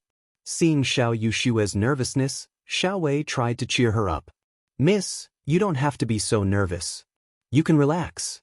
Many childs and young master from noble families have spent money to go to Baihua Hall just to see you. The sixth young master is also a man. He must be the same as them." "It's not the same," Madame Shui retorted. "You've read the wonderful stories in Yang's Daily. And the song you hum today, the touching love story. How can the person who wrote these things be the same as the other young master? It's not the same." Before they met, Yang Chendong had become a great figure in Madame Shui's heart. It was no wonder that she could not keep calm and was so nervous. Xiao Wei saw that Xiao Yushue seemed to be possessed, so she wanted to comfort her. But at this moment, footsteps came from outside the room. Then Yang Chendong, dressed in cyan, walked into the side hall accompanied by the maid Xiao Yin. He looked indifferent, and his chin was slightly raised at a 45-degree angle. His chiseled face, especially the confident smile on his face, seemed to have a magic power that deeply attracted Madame Shui and Xiao Wei's eyes. Xiao Yin also noticed the two women's behavior and immediately raised her head proudly. In her eyes, the sixth young master was undoubtedly the most perfect man. It was reasonable for other women to look at her young master in this way. While they were looking at Yang Chendong, he was also looking at the two women. In particular, Madame Shui gave him a feeling of déjà vu. Upon closer inspection, he realized that this woman actually had the shadow of Su Qing, an actress from the future. Especially the two shallow dimples on her face, which made her look even more similar. She had a face similar to Su Qing's. Her skin was as white as snow, but she was younger in age. She also had an enchanting temperament. Men who saw her would not only be aroused, but would also have a very primitive behavior. Fortunately, Yang Chendong's self-control was strong enough to suppress the moment his body reacted. Then, he revealed an extremely charming male smile and sat down at the head of the table. He opened the crescent-shaped folding fan in his hand and gently fanned it, looking like an elegant and handsome young master. It was not until Yang Chendong found a chair and sat down that Madame Shui woke up. Thinking of her performance just now, she couldn't help but blush. Then she bent down and said, "Dong Hanxue greets Dong Shui. Please get up." Yang Chendong smiled and stretched out his hand to support Madame Snow. Madame Snow took the opportunity to stand up. Then the sixth young master said with a smile, "I've long heard that Madame Shui is known as half the beauty of the city and is proficient in the beauty of melody. I wonder if I have the honor of listening to the sound from outer space?" Yang Chendong's words made Madame Snow feel relieved. She was most afraid that he would say something about his identity.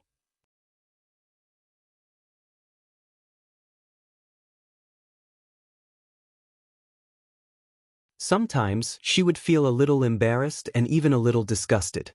However, today, facing the sixth young master's gaze, not only did she not feel disgusted, but she also felt a little proud, and a little happy and secretly happy. Why was she not angry, but happy? Was it because there was some kind of attraction to the sixth young master that made her not blame him at all? Or was it because she knew that he was a talented man and wanted to get close to him? Madame Snow did not know what she was thinking at the moment. However, Yang Chendong hurriedly withdrew his expression after hearing the song.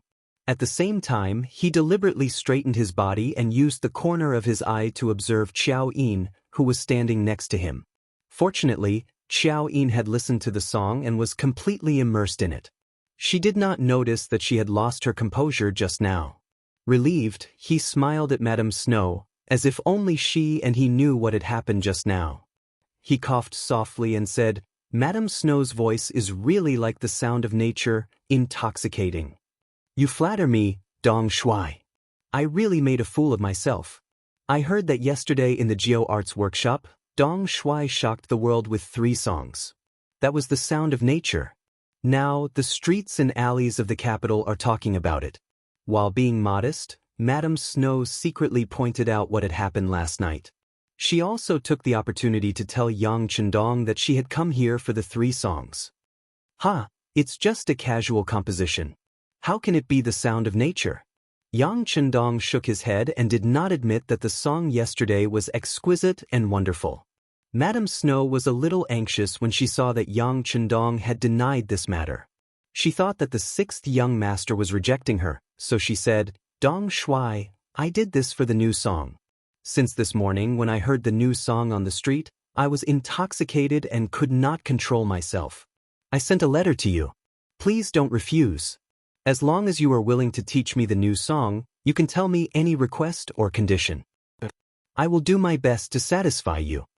When she said the word, satisfy, Madame Snow's face was so delicate that it looked like water could be squeezed out of it. Seeing this, Yang Chendong was also very tempted.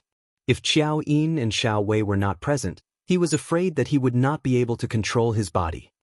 Well, only one of the 3 songs is suitable for Madame Snow.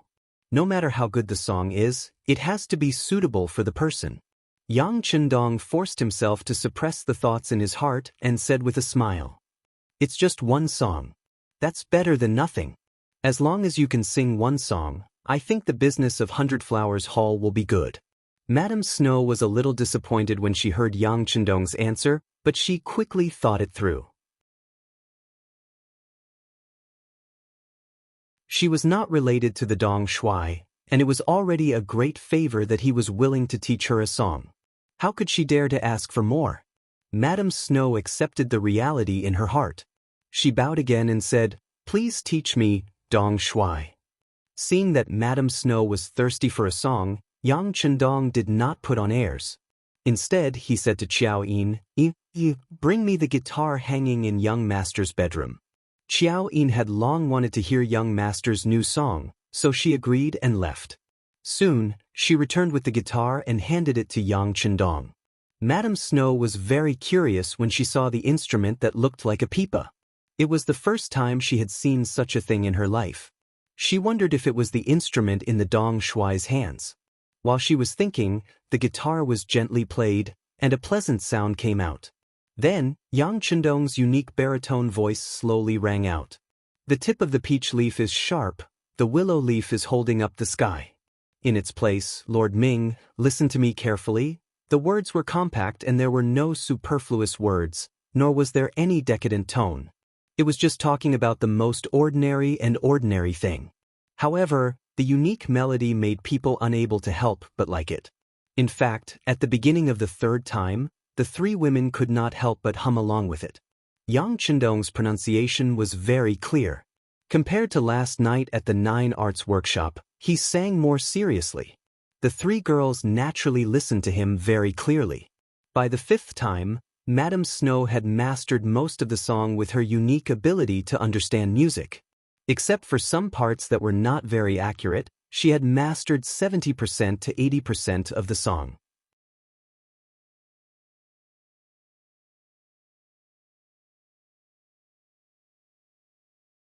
Chapter 74.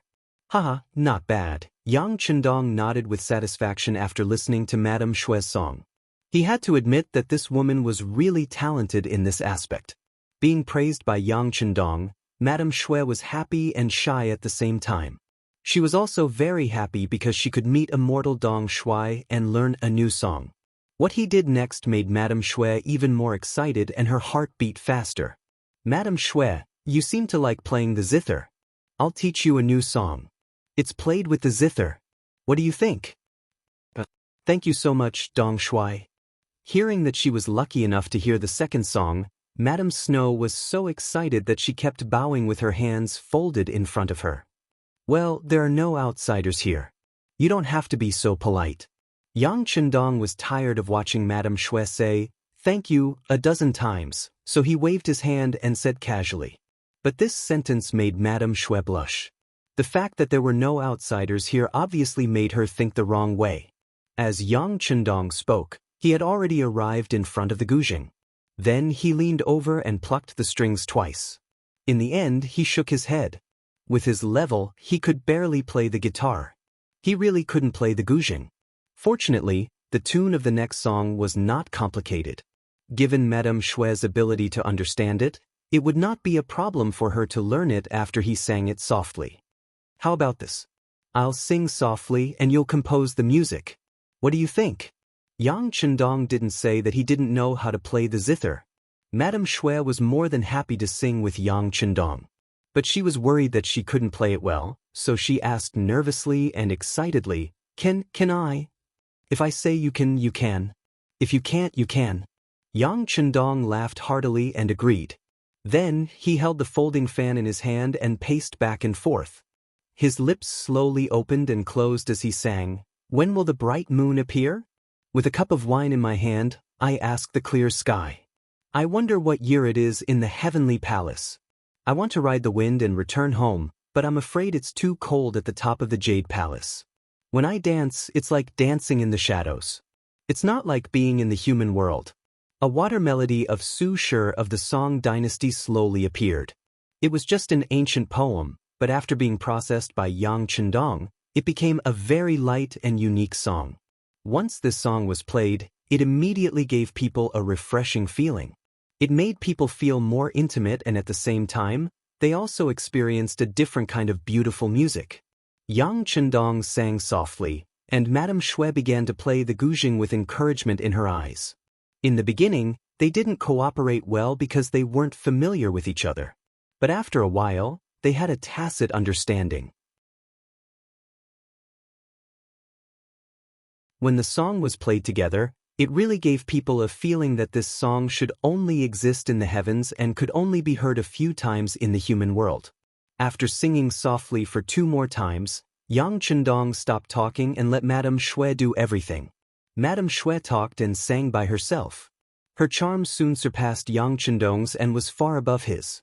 The song made Xiao Yin and Xiao Wei feel very emotional. Why didn't they think of making this song into a song before? At this moment, their gazes towards Yang Chendong were filled with worship and reverence. Hu Mansion. Suddenly, a horse carriage drove in from the side door, and a burly man jumped down from the carriage. He looked at the Hu clan's gatekeeper and said, "This is an invitation card from my family's lord." The gatekeeper stepped forward and respectfully picked it up. When he saw the words, "Crown Prince washes his horse, Yang Chendong" written on it, he understood. After knowing the other party's identity, he smiled and said, "What can I do for you, Lord Yang?" It's like this. My lord has developed a new kind of soft paper called toilet paper, which is prepared for the nobles after they go to the toilet. As he spoke, the burly man held 2 bags of things in his hands and handed them to the gatekeeper. One is for Minister Hu, and the other is for Lord Hu. Please accept it. After putting down the bags, the burly man left. If Hu Zhangning was here right now, he would definitely recognize him as the Beta Persei who had fought with his 2 subordinates in Janning Mansion and won. The same scene didn't only appear in front of the Hu Mansion, but also in front of all 5th-rank officials in the capital. In the end, Tiger's Mane led the team to deliver the toilet paper to the Imperial Palace. The difference was that the Imperial Palace received a larger proportion, 10 large bags. The other officials only received 1 bag, while the 2 5th-rank officials in the Hu family naturally received 2 bags. Everyone who received Yang Chendong's gift accepted it. Even Yu Qian, the Ministry of War's attendant who called himself Wen Tianxiang, received a gift. For the family, this was something that rarely happened. The reason why Yu Qian accepted the gift was because he wanted to see what the crown prince washes his horse was up to. What was he up to? However, when he saw that the gift was actually toilet paper used after he went to the toilet, he was stunned speechless. This thing was indeed very soft, and was naturally an excellent item for cleansing the body. However, giving this kind of thing was somewhat lacking in the grandeur of a refined scholar. Thinking that this thing probably wasn't worth much, Yu Qian left it here and didn't return it, which made his wife overjoyed. Hu Mansion. The gatekeeper took the 2 bags of toilet paper to the backyard and met with Hu Zhangning's wife. Hu Zhangning's wife, Hu Yushi, was already old and no longer managed the backyard. The Hu family didn't split up, but Hu Zhangning's wife was in charge of the backyard. Madam Hu's surname was Wang, and she was known as Hu Wangshi. When she saw the 2 large bags of toilet paper, she blushed. After she figured out what they were for, she was even more speechless. This 6th young master was also messing around. How could such a thing be so publicly delivered to the residents and even handed to the gatekeeper? Scholars loved face. Although eating, drinking, and going to the toilet was a long-term emotion that no one could avoid, it wasn't good to give such things so publicly. However, since it was already delivered, it wasn't good to return it. Thus, she ordered people to prepare to send the things to the backyard's warehouse. As for whether it was useful or not, she, a woman, couldn't personally try it out due to her face. However, before the item could be sent out, the sound of hurried panting and panicked running could be heard. The person who came was Hu Yan. She heard the maid, Xiao Qing, say that the 6th young master sent someone to send a gift. She was overjoyed and ran over to take a look. Mother, the East Marshal sent something to our residence? As soon as she entered the hall, Hu Yan's beautiful voice, which was like an oriole's, sounded before she could stand firm. Yan, slow down. Don't fall again. You're almost a big girl. Why are you still so careless? Seeing that it was her daughter who came, Hu Wangshi couldn't help but say coquettishly, Mother, where are the things that the East Marshal sent us? Hu Yan didn't listen to her mother's nagging, but asked anxiously. That's it. Knowing that if she didn't answer, her daughter would continue to ask, Hu Wangshi simply pointed to the 2 bags of things on the ground that were about to be put into the warehouse. Ah! Hu Yan first exclaimed, then walked in front of the 2 bags and casually picked one up to take a closer look. However, it seemed that this wasn't enough. She directly opened the other bag, pulled it out, and rubbed it in her hands. Seeing Hu Yan's actions, Hu Wangshi's face turned red and said, Yan, what are you doing? This is… But what? What is this thing? It feels so weak? Is it used to write big words? It doesn't seem right. Even though Hu Yan thought that she was smart, when she saw the toilet paper for the first time, she still couldn't see its use. Yan, come here. Hu Wangshi, who had always been educated to be well-mannered, felt that some words were too shameful to say.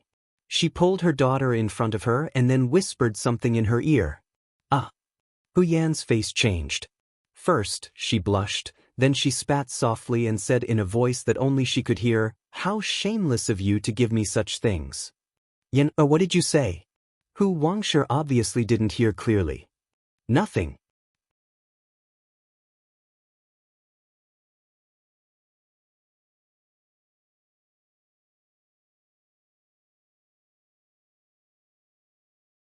Chapter 75. Yang Chendong did not stop her. Although he could not be Lady Shui's master, he had still taught her, so it was only right for her to bow to him. After bowing, she saw that it was noon and knew that Dong Shui was probably going to eat. Not daring to disturb him, she happily left the Yang clan manor with her maid Xiao Wei. Not long after they left, news came from the capital. Tonight, the 100 Flowers Hall of the Red Light District would be performing 2 new songs. They would only be sung once, so there were not many chances, so please make good use of them. The moment this news came out, many young masters who believed themselves to be elegant began to make arrangements with the young master to attend 100 Flowers Hall that night. Putting aside how lively the city had become, in the Yang clan manor, As Qiao Yin ate the delicious food that Ichior had made, she softly asked Yang Chendong, "Young master, didn't you say that you wanted to take Lady Shui and Lady Xiang for your own use? You said that they were both talents, so why didn't you say a single word about them?" Yang Chendong ate the food in his mouth as he shook his head and said, "Haste makes waste. If I act now, it will inevitably make people think that this young master is taking advantage of the situation. Let's wait. Fortunately, there is still time." Yang Chendong naturally had his own plans. Not saying it now did not mean that he would not say it in the future. It was just that the time was not right. He understood the principle of more haste, less speed. Although with his current status, it was not impossible for him to forcefully take her away. However, if he did so, it would inevitably give others a reason to criticize him. He was afraid that his reputation of bullying women would be tarnished. This was not something that he wanted to see. In comparison, Yang Chendong preferred the feeling of success when the conditions were right. But before that, he still had many other things to do. For example, there was one thing that he needed Xiao Yin to do. How about the young master arrange something for you?" Upon hearing that there was something to do, Xiao Yin hurriedly put down her bowl and chopsticks, an excited look on her face. "What is it?" "It's not difficult. I just want to make a trip to the capital and find some children between the ages of 14 and 18. Both men and women are fine. 50 of each. They must have good looks, good figures, and must be as tall as possible. Then we will hire all of them, sign a 3-year contract, and bring them back to the manor." Yang Chendong also put down his bowl and chopsticks, thinking of another plan, and said with a smile. Yang Chendong was about to start looking for the Immortal Abode's attendants. A total of 100 people were prepared. Among them, the men were waiters, all wearing black jackets. The women were waitresses, all wearing black cheongsams. This was the uniform that was put on. This would give you a very shocking first impression. However, it wasn't enough for them to merely be dressed in the same way. They also needed to be consistent in their pace and actions. In addition, they also needed to have a deep understanding of the Immortal Abode's range of experience. If a guest were to ask them about something they didn't understand, they would know how to explain it and what to do next. The matter of the clothes was easy to resolve. Long before he left Crimson City, the head of the garment factory, Zhou Hua, had already made the clothes according to his request. Now, they were all in the Yang family village. However, it took a lot of time to develop their physical qualities. For this reason, when Yang Chendong handed the task to Qiao Yin, he especially emphasized, "Don't be afraid of spending money. As long as someone is willing to work for us, we will give them 2 taels of silver per month. However, you must also tell them that those who can endure hardship and can read are priority. If someone can't take it and wants to leave, not only will they not receive a single cent, they will also have to pay us to make up for their losses." Yang Chendong didn't really want their money. With Crimson City as their base of operations, Gao Xiong and the others had already taken control of the entire region of the sea. Anyone who wanted to pass by would either have their goods stolen, or would have to pay an extremely heavy price before being allowed to pass. This caused a large amount of money to flow in from the sea. Yang Chendong didn't lack money. Not to mention, once the Immortal Abode opened for business, it would definitely make a lot of money. 2 taels of silver per person per month really wasn't much. Of course, this so-called not much also depended on who it was compared to. Ordinary citizens, especially children in their teens, would definitely have very few opportunities to earn that much money. In fact, they might not even have the chance to do so. Yang Chendong only had Qiao Yin do this because he understood the situation. Yang Chendong also believed that with Qiao Yin's personality, she would definitely do a good job. Moreover, anyone who could catch her eye shouldn't be too bad. After all, she had followed him for such a long time. She didn't have much else, but when it came to experience, few people could compare to her. After sending Qiao Yin out of the Yang clan manor, he arranged for Qiu Vi and Yang Wu to protect her. At the same time, Qiu Vi and a group of guards also left the manor. With his reputation as Yang Chendong, the chances of anything happening were extremely low. Chendong turned around and entered his study. His figure flickered as he reappeared in the large warehouse. As soon as he entered the warehouse, Yang Chendong headed for the club. There was a television and a video player there, as well as the complete Yi Zhong Tian analysis of the Three Kingdoms. He had come here to study. He wanted to make a Yang Chendong analysis of the Three Kingdoms. It took Yang Chendong 4 hours to come out of the study room. When the sun was about to set, Yang Chendong walked out. He saw Tiger's Mane waiting for him. The young master's study couldn't be entered unless there was something important. Moreover, when entering, one had to first pull on the doorbell, a so-called drawstring device. Once one pulled on the doorbell, one would be able to hear the sound from the inside. Only after obtaining permission could one enter. This was Yang Chendong's requirement for everyone around him. Even Xiaoyin and Tiger's Mane weren't allowed to break this rule. This was also a habit that Yang Chendong had instilled in everyone. This way, when he needed to enter the large warehouse, he didn't have to worry about someone suddenly appearing outside to disturb him. When he saw Tiger's Mane waiting for him outside with a calm expression, he knew that there was nothing urgent. As Yang Chendong walked over, he asked Tiger's Mane, "Has everything been taken care of?" "It's been taken care of. All the fifth-rank officials in the capital, including the Duke's estates, Marquis estates, Count's estates, and even the Imperial Palace, have been sent over according to the number that was previously agreed upon," Tiger's Mane respectfully replied. "Very good. Is there anyone who doesn't accept them?" "There isn't." Tiger's Mane pondered for a moment. Indeed, there wasn't any news of anyone confiscating toilet paper. Thus, he nodded affirmatively and said, "They've all accepted them." Not bad. This answer was somewhat out of Yang Chendong's expectations. He originally thought that there would be independent people like Yu Qian who wouldn't accept gifts. He didn't expect them to accept all of them. It seemed like they thought that toilet paper wasn't worth much, which was why they accepted it so easily. Since that was the case, he would give them a heavy blow later on. He wanted them to understand that toilet paper wasn't a piece of white paper. It was an existence that was much more valuable than that. Do we have enough toilet paper in the warehouse? It's sufficient. It's definitely enough to deal with the capital. Also, Crimson City is speeding up. The first batch of goods is already on its way to the capital. Wang Zhen has also sent someone over to deliver the Eastern Faction Depot's pass token.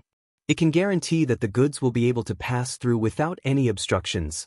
Tiger's Mane explained the matter of the Eastern Faction Depot's pass token. Upon hearing this, Yang Chendong chuckled and said, "That Wang Zhen is a smart person. He knows that it's hard to get anything back without any effort. This is good. It'll save us a lot of trouble. With the Eastern Faction Depot's pass, our goods will be safer along the way.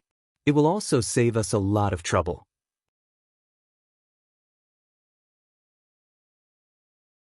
We can also save a lot of filial piety along the way," Tiger's Mane said excitedly. "No." Yang Chendong stretched out his index finger and said, "We still have to pay the necessary filial piety along the way. You must know that in many cases, a county official isn't as good as a local official. There's no need to make enemies and trouble just to save some money." Seeing how certain Yang Chendong was, Tiger's Mane's expression turned cold and he said, "Yes, Tiger's Mane will remember it. I'll instruct them later. By the way, young Master 4 sent an invitation. He said that there will be a new song at 100 Flowers Hall tonight. He invited young Master 4 to go with him." "No need. I still have to make all kinds of drinks with the cook, Ichior, tonight. I won't be going to 100 Flowers Hall. But you have to send someone to keep an eye on the situation there and report back to this young Master 4. Yang Chendong shook his head. Although he also wanted to see Madame Snow's elegance, there were too many things that he needed to do. He had to do everything himself. When things were on the right track, he could relax a little. "Yes." Tiger's Mane replied and went to arrange things. Yang Chendong strode toward the kitchen in the backyard. Xiaoyin hadn't returned yet, so he seized the time to go to the kitchen. Otherwise, when she came back, it was inevitable that she would warn him to stay away from the kitchen. The red light district of the capital. At this moment, 100 Flowers Hall was packed with people. Even though there was still an hour before the start of the competition, the place was already filled with people. For example, Su Qingzong, Zhang De, Wang Si, and the others who had appeared at the Nine Arts workshop yesterday were also here. Furthermore, they were seated closer to the stage. They were all regulars of Nine Arts workshop and had a rather special status there. But after listening to Yang Chendong's 3 new songs yesterday, their attitudes had changed. They had naturally lost interest in the songs that they had heard countless times before. Hearing that there was a new song in the 100 Flowers Hall, and that it was sent back by Madame Shui after she went to the Yangjia village during the day, how could she hold back? She immediately ordered the servants at home to book a table here. They weren't the only ones. The news of Nine Arts Workshop's new song had already spread throughout the capital. It was said that this matter had even been called to the morning court. Even the emperor knew of this matter. Once this matter was hyped up, everyone naturally knew about it. Countless people naturally came because of the fame, and for a moment, 100 Flowers Hall was packed to the brim.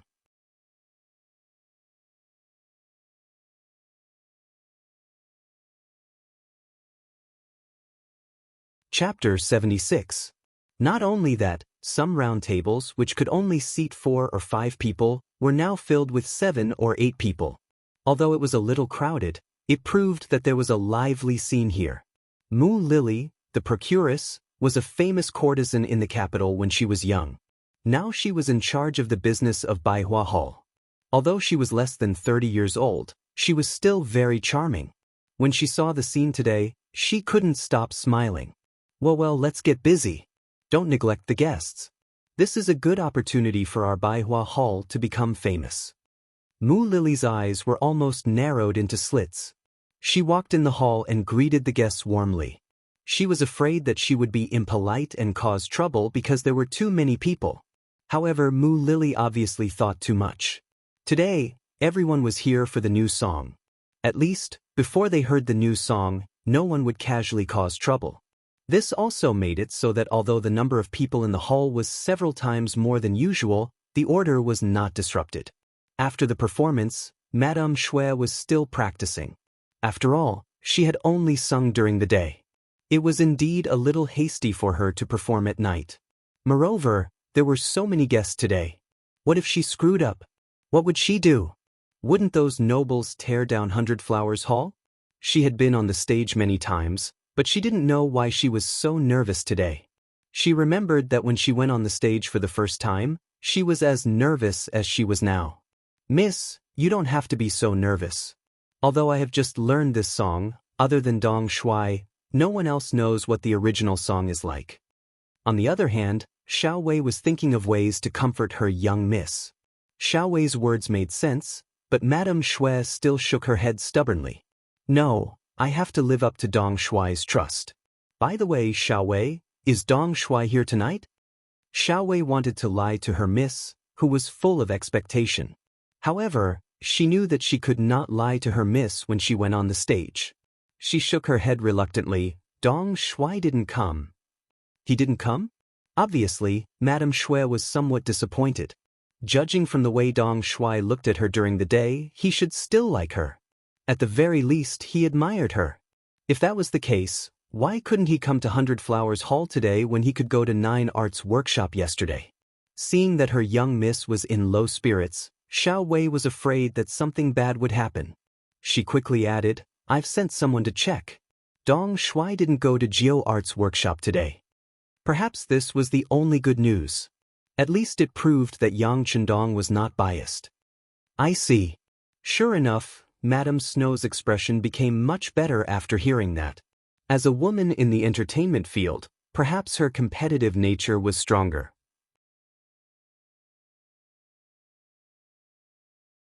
When she heard that Dong Shui didn't go anywhere, her mood became much better. The guests at the front desk did not know what was going on backstage, nor did they know that the heart of their goddess, who had always wanted to get close to her, had already flown out of the venue and was no longer with the guests. Time passed little by little, and it was getting closer and closer to the start of the show. The geisha, who was warming up the scene, had already gone up the stage. However, both the performers and the audience were obviously absent-minded.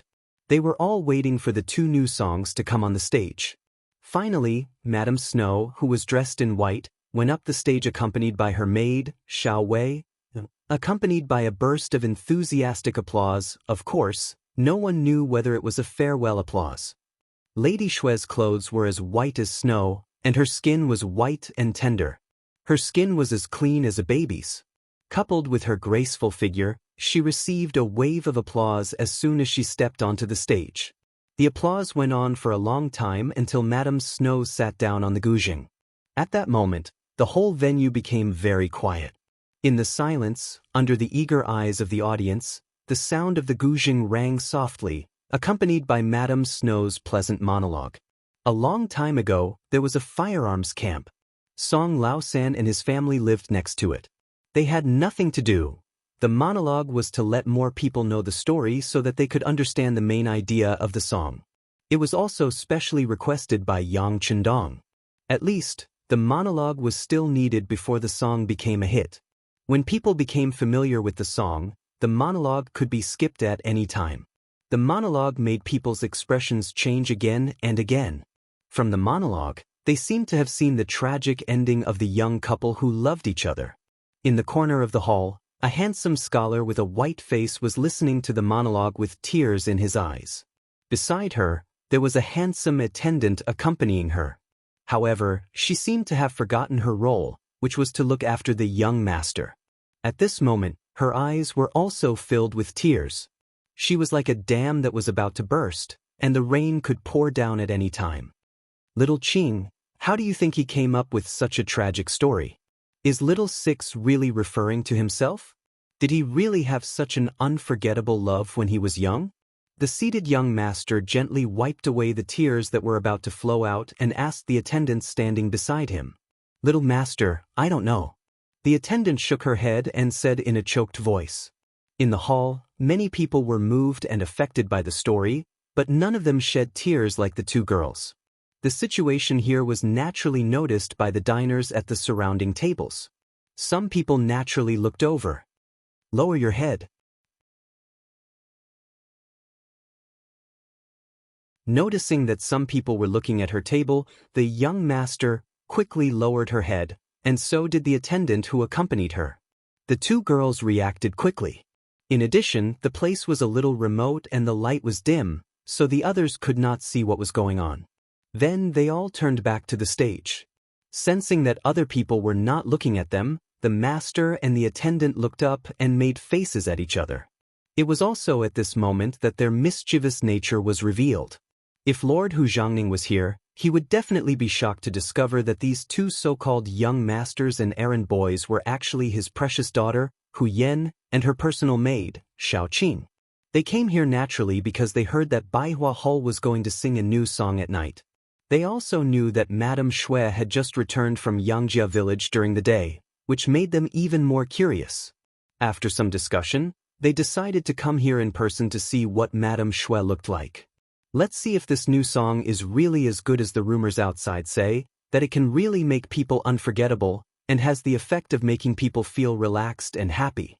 The tip of the peach leaf is sharp, and the willow leaf is holding up the sky. Lord Ming in his position, listen to me carefully. After the narration, the song officially began. With Madame Xue's beautiful voice, a refreshing song entered people's ears, which made people feel comfortable and comfortable. Unlike Yang Chendong's voice, Madame Xue's voice seemed to be sadder. Even Su Qingzong, Zhang De, Wang Si, and Yang Yang had the same feeling. There was a beginning and an end. When the song came to an end, there was silence in the field at first. Then, there was an earth-shattering applause.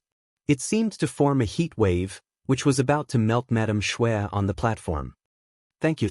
Seeing the effect, Madame Xue stood up and said, "Greetings to everyone." Then she slowly sat down and put her slender fingers on the zither. The tune of "Wishing People Forever" began to reverberate in the Hall of Blossoms. People were first attracted by the clean tone of the song. Before long, Madame Xue's beautiful voice rang out. "When will the moon be bright?" With a cup of wine in my hand, I asked the sky. "I wonder what year it is in the heavenly palace." Geo Arts Workshop. It was not as lively as yesterday. In fact, it was even quieter than before. Although Madame Xue's name had been hung outside the Geo Arts workshop today, and it did attract some young master and child masters, their status could not be compared with that of the guests in Baihua Hall. On the stage, Madame Xue just sang 2 old songs and then left with a sad face. As soon as she went backstage, Chuena, the procuress, came up to her and said, "Sister Hanxiang, it's all my fault. I shouldn't have stopped you from going to Dong Shui yesterday." "No, Sister Chui, it's not your fault. Thought too much. I've decided to go to Yang Village tomorrow. No matter what, I'll ask Dong Shui to teach me 2 songs." Madame Xue looked very determined and confident. She regretted it when she learned that Madame Xue had gone to Yang Village during the day. Then the news came out that Madame Snow had learned 2 new songs and had gotten Dong Shui's permission to sing them in public for the first time in the 100 Flowers Hall that night. She regretted it even more. Yang Chendong was the first to come to Geo Arts workshop, so she had the advantage. However, she did not seize the opportunity and gave all the benefits to others. How could Madame Xue, who still had the title of courtesan, accept this? Whether it was to fight back or for the future business of Geo Arts workshop, she needed to see Dong Shui again. She wanted to humbly ask for advice and restore her prestige. The curfew was about to start. A large number of people in Baihua Hall began to leave and go their separate ways. In the crowd, 2 young masters, Hu Yen and Little Qing, who were dressed as young masters, were hurriedly walking in the direction of the Hu mansion. They had come out in disguise this time. If their grandfather, father, and mother found out, it would be a scandal. The dignified young mistress of the Hu family went to the red light district and went to Baihua Hall to listen to songs. Once such a shocking matter was spread out, the Hu family would definitely be criticized for not having a good upbringing. Even if Hu Yen could find a suitable marriage, it would be hard to say.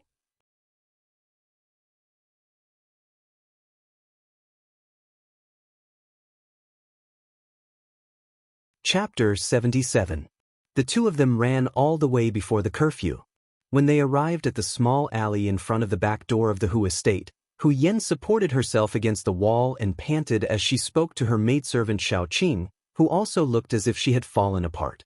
"Let's rest for a while before entering the estate. Otherwise, if father sees us, we will be in big trouble." "What are you afraid of me seeing you?" A deep male voice rang out beside her.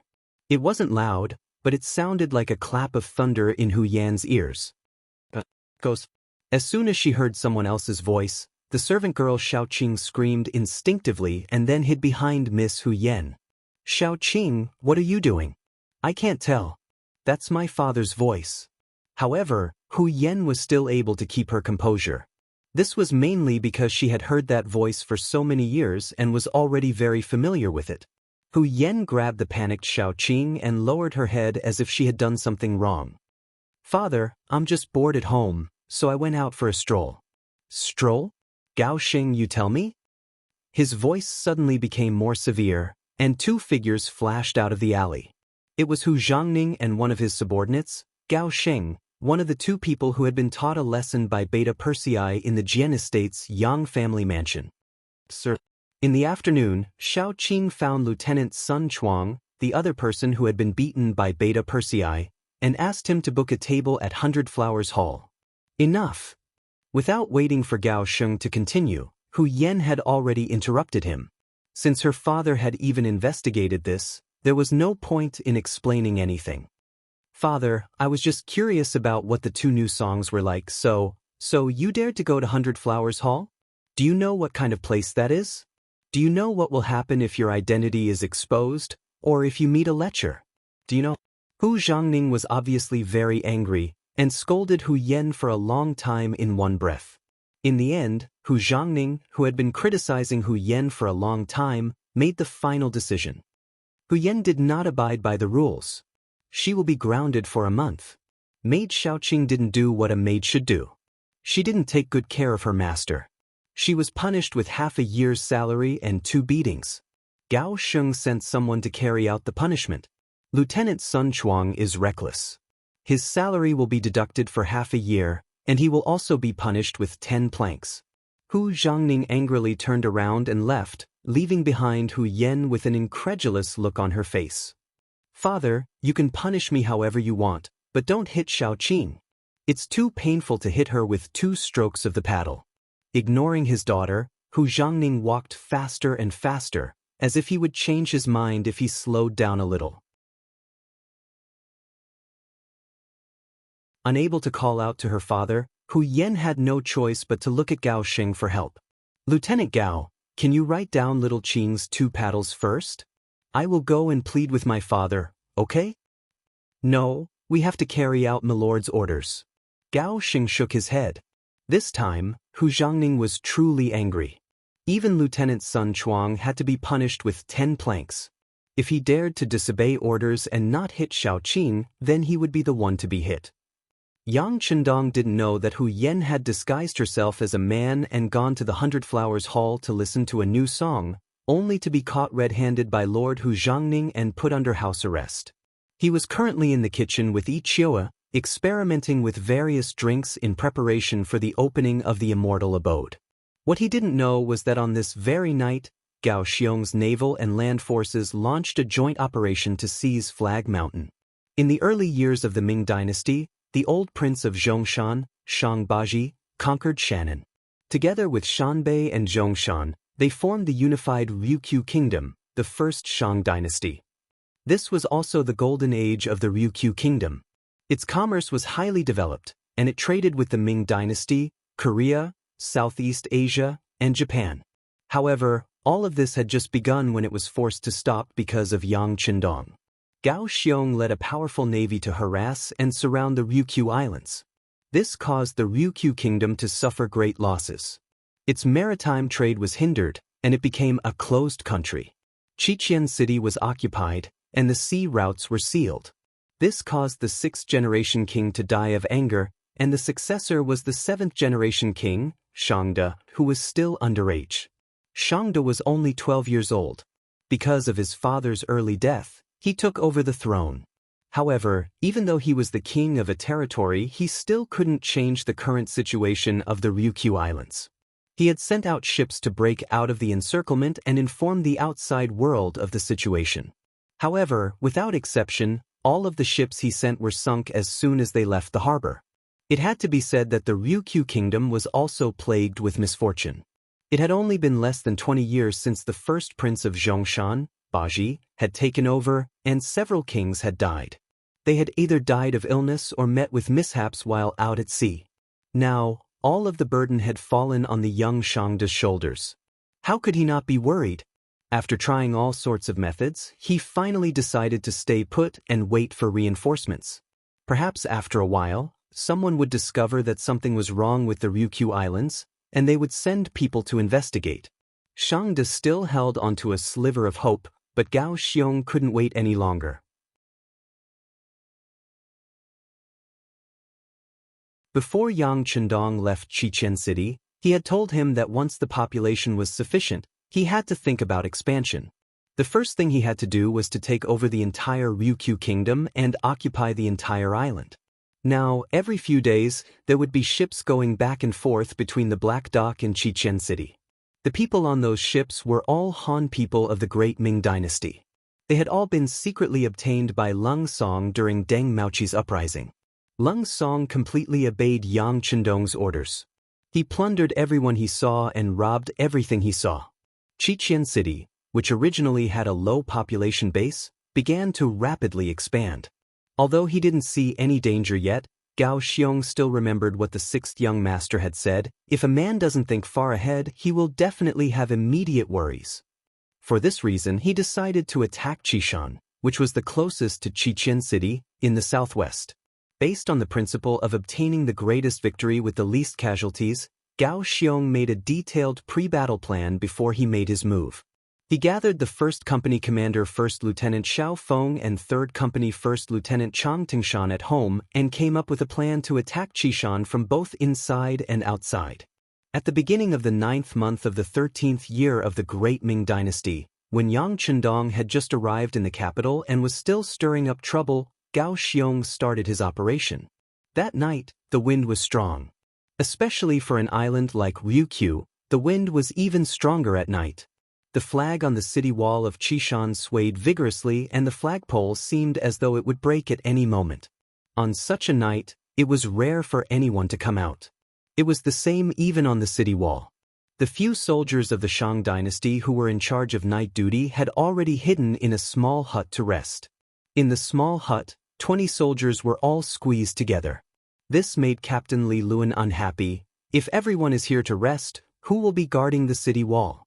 What if those pirates attack us? Captain, don't worry too much. With such a strong sea breeze, wouldn't they be blown away by the wind if they wanted to climb up the city wall, which is more than 30 feet tall? Besides, I don't think there's anything wrong with those pirates. Occasionally, when the weather is good, us brothers can see them. Those people on the other side are wearing good clothes, and all of them have oily faces. They must be eating well, unlike us, who are often in arrears with the military pay. The lives of the commoners will only be harder. One of the soldiers didn't seem to be afraid of Li Luan. After he complained, the other soldiers also started to talk. Although Li Luan was a little angry, he knew that his prestige wasn't enough to make these people shut up. Speaking of which, he was also angry.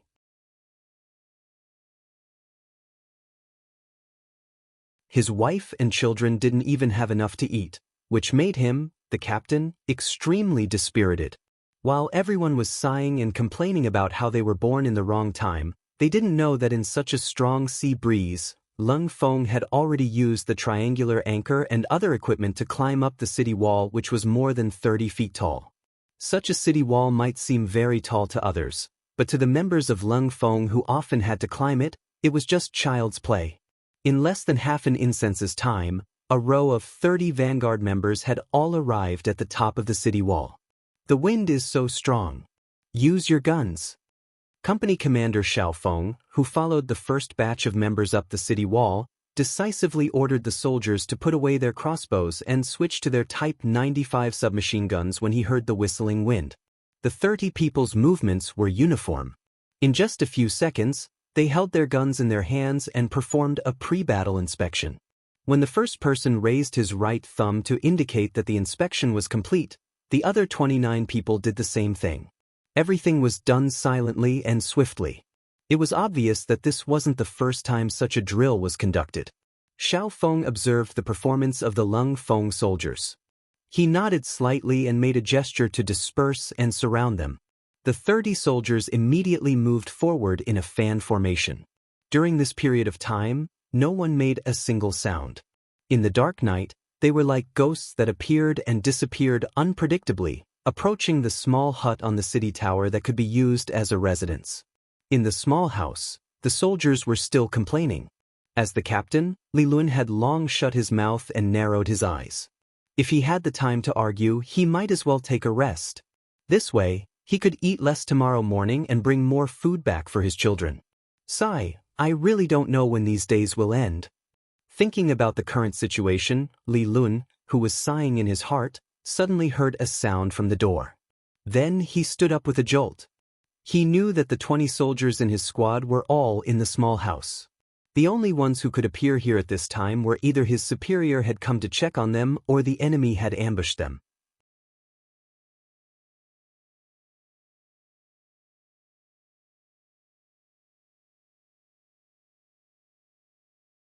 Chapter 78. Li Luan's reaction wasn't slow, but the person's reaction was faster. Before Li Luan could pull out his sword, a black muzzle was already pointed at him. Not only that, there were several black muzzles that were pointed at his subordinates. Don't move, those who surrender will be spared. Those who resist will be killed. A loud voice sounded. It was the voice of the company commander, Xiao Feng. As soon as he finished speaking, bah! A gunshot rang out. One of the Shang dynasty soldiers clutched his chest and fell to the ground with a look of unwillingness and shock. In his hand, he had already pulled out a long sword and was about to slash forward. One of the Lung Feng soldiers felt the danger and killing intent. Without hesitation, he opened fire and ended the life of the enemy who wanted to resist. The sound of the gunshot was loud and clear in the room, but in the night wind, the sound could not travel far. With one person dead, the room became much quieter.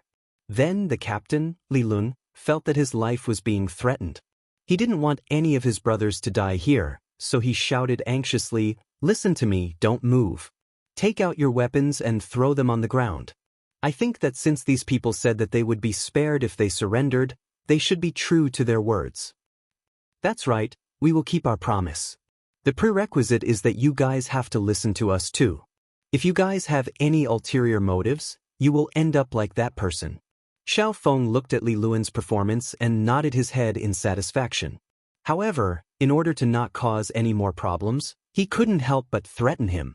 When the black muzzle was aimed at him again, Li Luan felt his body tense up. He clearly saw the scene just now. This black metal thing could easily take a person's life. Not wanting to die, he hurriedly threw his sword and scabbard on the ground. At the same time, he covered his head with both hands and squatted down. With Li Luan taking the lead, the other 18 brothers followed suit and threw down their weapons, crouching on the ground with their hands on their heads. "Very good," Xiao Feng praised, then gestured to Lung Feng who was at the side. A few of them took out ropes from their backpacks and tied up all 19 of them, including Li Luan. Just as he was done, the door opened again. A soldier in camouflage uniform walked in. He stood straight and saluted. "Sir, the city gate has been opened by our brothers hiding in the city. 2nd platoon, 3rd platoon, 3rd company, and 1,000 auxiliary soldiers have entered the city. Company Commander Tingshan, may I ask if we can besiege the barracks in the city?" "Yes, everything is going according to plan. Also, tell the brothers that the auxiliary troops are not to participate in the battle. Go and maintain order in the city. As long as the civilians do not cause trouble and stay in their homes, they are not to be harmed."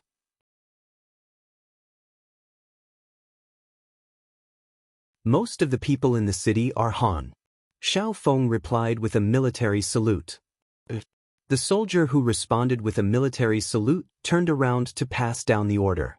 Xiao Feng also prepared to bring people to carry out the battle plan.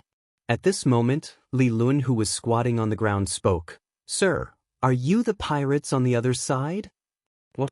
Do you have any questions?" Xiao Feng turned around and asked, a sharp look flashing in his eyes. Naturally, he did not like the word pirate. It was only because the 6th young master said that it was not good to expose their strength. Thus, they had no choice but to call themselves pirates. Feeling that Xiao Feng's gaze could kill, Li Luan instinctively lowered his head and avoided it. Then, he said in a small voice, "If you can really not harm the civilians in the city, I am willing to be your guide. There are many of my brothers in the barracks. I think I can help persuade them." Li Luan volunteered himself for 2 reasons. Firstly, he had long lost confidence in the number 1 Shang dynasty. Even the soldiers did not have enough to eat, let alone the common people. Secondly, the weakness of the Shang dynasty made them feel extremely aggrieved. After being surrounded and forbidden from entering the sea, and not being able to send out any ships, they had actually holed themselves up like turtles and refused to move. It was as if they couldn't think of any solution.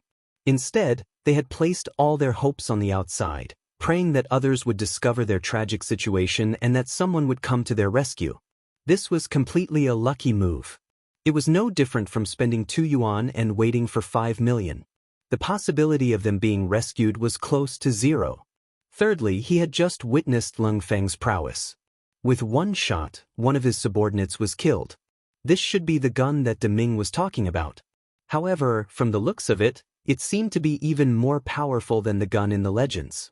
Faced with such a powerful weapon, what could the Shang dynasty use to fight them? Fourthly, although he did not have much contact with them, he had heard some things about these pirates since he was guarding Qishan, which was the closest place to Qichen City. They were completely different from other pirates. They did not bully civilians. When they robbed, they only robbed boats and people. However, they did not kill civilians or merchants. With all these knowledge and after seeing Lung Feng's mental state, Li Luan had the idea of helping them. Not only could he redeem himself, he might even be able to save more of his brothers in the barracks. Li Luan's volunteering naturally made Xiao Feng overjoyed. "Alright, if you do this well, not only can you save more people from the flames of war, you can also save more lives.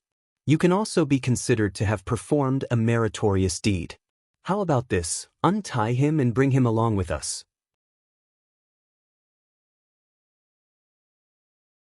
Li Luan regained his freedom. However, there were two Lung Feng beside him so that they could restrain him immediately if he made any strange movements. With Li Luan leading the way, the cold vanguard moved even faster. With the cover provided by the strong wind at night, when the first company and the third company, a total of 200 cold vanguards, arrived at the entrance of Chishan military camp, the soldiers there were still not alerted at all. Rocket launcher team, get ready. Everyone load your guns. If there's any resistance, kill. As soon as they arrived in front of the barracks, Xiao Feng and third company's Chang Tingshan looked at each other and gave out the order for the battle. In an instant, the 200 people completed their actions silently. Even in the dark, all the Lung Feng's actions of checking their guns were still swift and perfect. All of this made Li Luan's jaw drop. He had been in the army since he was a teenager. He had seen many armies, including some elite ones, but this was the first time he had seen one as outstanding as the one before him. Were these people the celestial soldiers and celestial generals that were mentioned in the books? Why were their actions so uniform? Why didn't the 200 people make any extra noise? At this moment, Li Luan had a feeling that Chishan would definitely be taken down if they were to fight head-on. At the same time, he did not know why he felt his blood boiling. At this moment, he suddenly had the urge to join this army. Ready. The squad leaders reported softly. As the commander of this battle, Xiao Feng said to Li Luan beside him after seeing that the Lung Feng were ready, "It's up to you now. I can guarantee you that as long as you lay down your weapons and surrender, you can live. On the other hand, no matter what the reason is, if you dare to pick up your weapons and resist, you must die." Understood. Li Luan could tell that this army's combat power was extraordinary. He did not dare to bargain and immediately agreed. Then, an iron loudspeaker appeared in front of him. It was a round loudspeaker. Even without electricity, the loudspeaker could spread the sound better. Holding the loudspeaker, Li Luan's loud voice suddenly rang in the night. "Brothers in the camp, I'm Li Luan, the squad leader of the guards on the wall. You've been surrounded. Lay down your weapons and surrender, and you can live. We're all Hans. 500 years ago, we were one family. Don't be a feudal resistance." His shout was like a clap of thunder in the silent night. It exploded in the entire camp and caused an uproar. For a moment, there were all kinds of curses in the camp. Most of them were cursing to find their uniforms and weapons. The cursing continued for about half a quarter of an hour before it slowly subsided. Then, in the dark, a 100-man squad crept toward the wooden fence. It seemed like they wanted to use their advantage of being more familiar with the terrain to launch a counterattack. Ready the rocket launcher. Target the wooden fence. Fire. Xiao Feng had already seen the enemy's every move with his night vision goggles. Night battles were a part of Lung Feng's training. Because of proper nutrition, the ordinary soldiers did not suffer from night blindness. At this moment, they could clearly see the enemy's actions in the opposite camp. The commander gave the order, and immediately, 2 rocket launchers with powerful flames shot forward. After 1.5 seconds, they slammed into the wooden fence that could block the impact of manpower and horsepower. Immediately, flames soared into the sky, and the sound was like thunder. The rocket launcher was a type of infantry anti-tank and siege weapon. It was light and had a short range. At the same time, it could be fired in a straight line, upward, or downward direction. It had a variety of attack methods that were perfect for close-range sieges. The 2 rocket launchers were fired and instantly destroyed the main gate of the camp. The powerful flames and explosive force scared the 100-man vanguard soldiers who wanted to sneak out of the camp. What is this? Is this the wrath of the heavens? This must be the punishment of the heavens. After seeing such powerful firepower, the 100-man vanguard's morale immediately collapsed. In the face of the unknown, humans naturally had a kind of fear, not to mention that it had such great power. Li Luan looked at everything in front of him in a daze. When he saw such powerful firearms, he knew that the soldiers of Chishan's camp had been defeated. He only hesitated for a few seconds before he shouted again, "Brothers, I'm Li Lu. You should have seen the power of these firearms. If you don't want to die, throw down your weapons and surrender. Your families are still waiting for us to return safely in the city." You're tuning in to the Passion Pages YouTube channel. We're so grateful for your support, and don't forget to subscribe to join us on this incredible journey through captivating stories. Your generosity through donations truly makes a world of difference, as it's the primary source of revenue that allows me to expand and enhance this channel for you. Thank you from the bottom of my heart for being a part of this adventure.